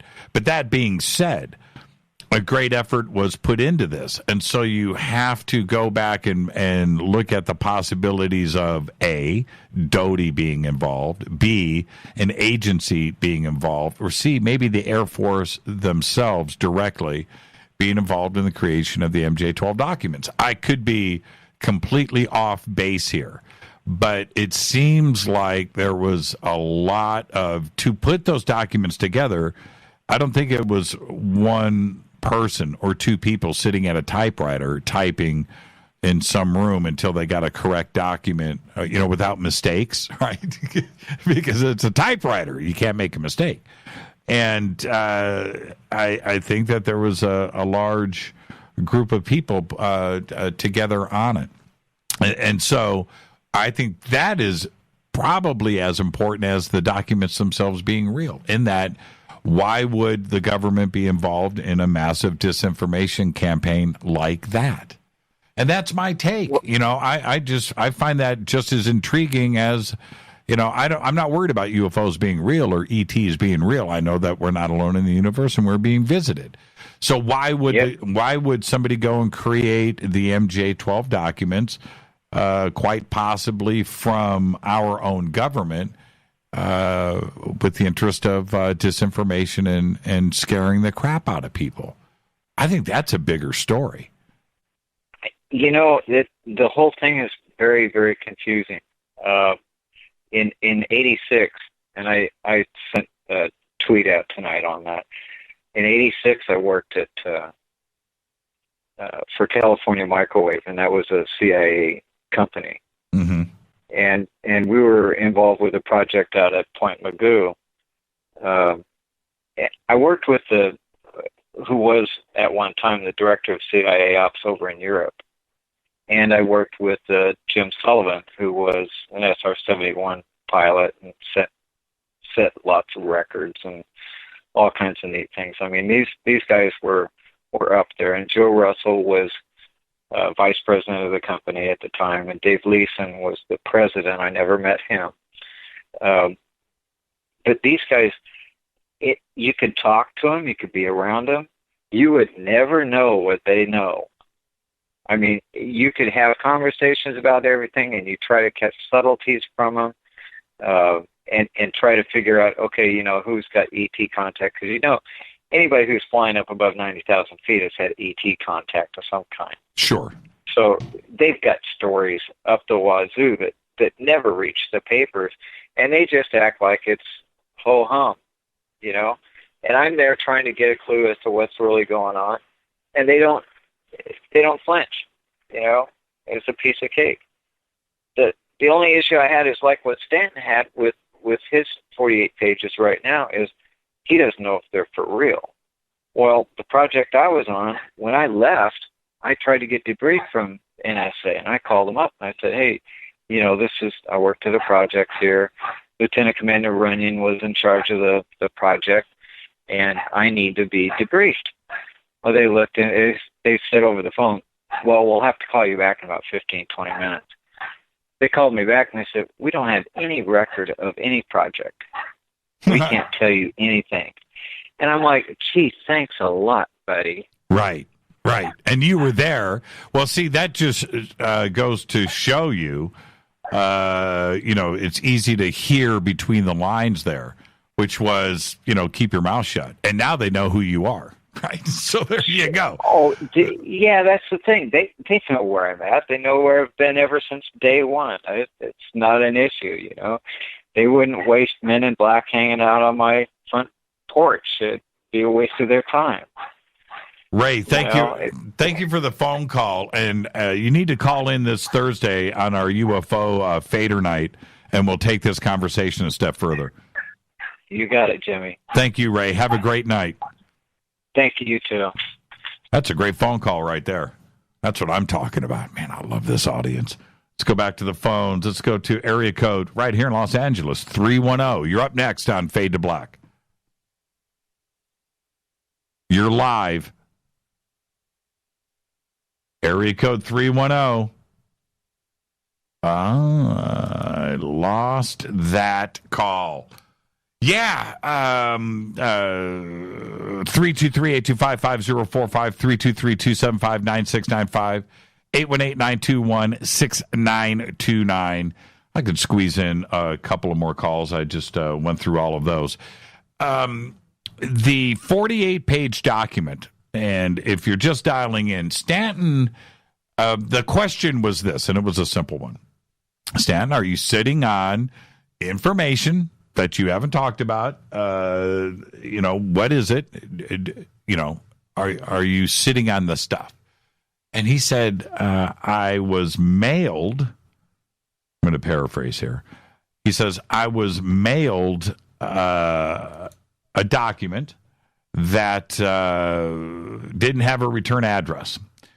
And I asked him, he said that the document discussed all of this, first off. But second, mentioned an interview with an ET, and I found that interesting. And then he further went on to say that the document is modern, about 20 years old. This is 2018, so that'll put the document at around 1998. He didn't remember the exact date. He then went on to say that it was 48 pages. I asked him if he had spoken to anyone about this document, and he doesn't think so. I brought up John Greenwald because I know that John and Stanton have known each other for years. And, of course, John Greenwald runs the Black Vault, and he is the document expert. So if you have something, you're going to run it by John Greenwald first. And I have called John a few times over the years when I have stumbled across something, and he is indeed the first person that I call. So Stanton's retirement is imminent. He's got 2 more conferences he is going to do. The last one is in January, and then he's going to put all of his attention onto this document. I can't wait to not only see it, but of course its contents. And I will be in touch with John Greenwald first thing tomorrow to discuss this. I do want to know if Stan has given him access to it. So there you go. One of the big reveals tonight on this show was that Stanton Friedman has a document that he has had for about 2 years, 48 pages and modern. Let's go back to the phones. Hi, you're live on Fade to Black. Who's calling? Hi, Jimmy. It's Deb from Sacramento. Hi, Deb from Sacramento. How are you? Good. How are you doing tonight? If you fill in the blanks on that one. That was, I have to say, Deb, I do this nearly every single night of the week, and I anticipated this kind of show tonight, but wow, Stanton Friedman, I could just sit and talk to him forever. I did attempt to buy him some martinis, and I just thought, man, here's my shot. It's Stanton and I, myself, Rita, a few of our friends in the snow, right up there in Big Bear, and let's go. And I bought. We had food, we ate, we had fun, but I just couldn't. I tried to get him out of his box that night, and it just didn't happen. It didn't happen. Loose lips sink ships. He Jimmy. saw through me like a clean piece of glass, Deb. He knew exactly what I was trying to do. So, what'd you think about the show? What'd you think? Oh, it was great. I really want to know more about that document, of course, of the alien interview. That would be fascinating. But, the first time I ever saw Stanton Friedman was back in the 80s. I had never heard, I wasn't into the UFO thing back then. And I remember turning on Larry King Live, and they were having a show on Rendlesham. And he was part of the panel that was talking about Rendlesham Forest and the incident there. And there were 3 of them, actually. Oh, gosh, Peniston was another one. And then there was someone else, too. And then there was the skeptic guy, and he was so annoying, and I couldn't remember his name. But, here are these educated, credible people with all this evidence talking about this thing. And then there's the skeptic who's sitting there just spewing total nonsense and doesn't even know what he's talking about. And that's what first kind of got me interested in, what's going on here? What's this all about? And then shortly after that, the whole Bob Lazar thing broke in '89. So that kind of had me hooked. And then I had been following it ever since, here and there. It was an interesting panel to watch and really got my attention way back then. Was it Philip Klass? Was that who the skeptic was? Can you physically describe him? Mustache, kind of a frumpy old guy. Looks like he was wearing a toupee, very nasal type of voice, very annoying, kind of short, dumpy looking. Not to be mean, but that's what he looked like. That doesn't really fit Phil. Phil had glasses and was bald. I don't remember him having a mustache, but certainly him and Stanton went toe-to-toe many times over the years. It got ugly. It may have been him. I might be remembering a different skeptic, but I just remember him being so completely annoying that, I just wanted one of the guys to haul off and hit him. He was terrible. It's just terrible. I wonder if it was maybe Kevin Randall. He was. What? I bet it's on YouTube. Yeah, it probably is. It probably is. Well, there you go. Anything else on your mind before I run credits? Yeah. Did you follow up with Emery today and talk with him at all? I did not. Very, very, very busy day around here on all fronts, and no, I didn't get around to communicating with Emery. Why? What should I ask him? Well, the little bit of information you're trying to wiggle out of him last night, and you were like, "Oh, Emery," and you said, "Well, I'll talk to you tomorrow." And I think the reason your question was, what could you possibly disclose that could be more amazing than the things you've already told us? Right. And he couldn't say.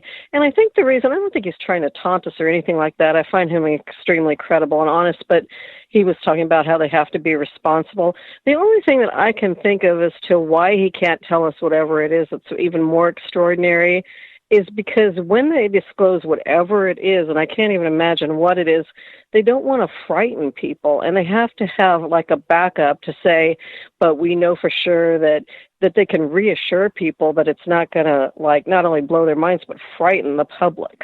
That's the only thing I can think of is why they can't say certain things. Yeah, that's a possibility. I don't think I'm comfortable, just like Stanton said tonight, I don't think we would freak the public out. You know what would freak the public out? Not that ET is here, but that there's a fleet of battle cruisers on their way to planet Earth, and we've got 5 years to say goodbye to our loved ones because they're going to come here and blow up the planet. Now, that would freak everybody out. But the knowledge of ET being here or visiting, whatever crash saucers, we've got ET in jail right now, and we're waterboarding them. That's not going to freak anybody out. Well, I just want the technology to hurry up and be disclosed because we need to do the life extension so that Stanton's around into his hundreds because minds like that we can't afford to lose.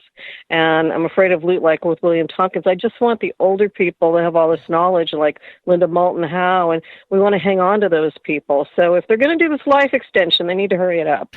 Yeah, I'm so appreciative of my time with Stanton. Probably 4 or 5, maybe 6 times, I was able to literally sit shoulder to shoulder with him for a couple of hours at a stretch, alone, and just sit and talk. Just sit and rap. And I've actually been able to do that, and I'll cherish that forever. And I'm just so thankful. And that, he's 84. And that conversation that we just had, that wasn't the 84-year-old mind that we perceived to be 84. My mom's 84, and let me tell you, it's like night and day between talking to her and talking to Stanton Friedman. His mind is so sharp. Right. Yeah, I'm 55. Yeah. I'm 55, and I'm not that sharp. So there you go. And you are looking svelte, Jimmy. Yeah. I've lost a little weight, and I feel better. I do. I feel great. Yeah. What a great diet. I got to get out of here and roll credits, Deb. I'll see you tomorrow night. Okay. Absolutely. Take care, Jimmy. Bye-bye. Have a great night. Great conversation tonight. UFO week here on Fade to Black.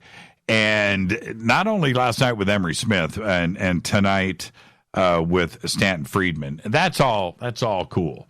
It's been great. Tomorrow night, Barry Littleton is here. Barry Littleton. Now, not only has he had a life of contact, but his experiences and his contact going through to today are all extraordinary. But it goes beyond that. There is a reason why Barry Littleton is here for day 3 of UFO Week on Fade to Black. You're not going to want to miss tomorrow night. I'm your host, Jimmy Church. Fade to Black's executive producer is Rita Camarion. Show is produced by Hilton J. Palm, Renee, Dennis, and Bob. Announcers are Steve Harder, Gene Vitoa, Mark D. Kovar. Webmaster is Drew the Geek. Music, Doug Aldrich. Intro, Spaceboy, spaceboymusic.com. Fade to Black is produced by KJCR for the Game Changer Network, and syndication is KGRA, The Planet. Thank you to Stanton T. Friedman. Twitter was on fire. Thank you. Great phone calls. so thankful. This broadcast is owned and copyrighted 2018 by Fade to Black and the Game Changer Network. It cannot be rebroadcast, downloaded, copied, or used anywhere in the known universe without written permission from Fade to Black or the Game Changer Network. I am your host, Jimmy Church. You can follow me on Twitter at JChurchRadio. Until tomorrow night with Barry Littleton, everybody be safe. Go Beckley Teppy.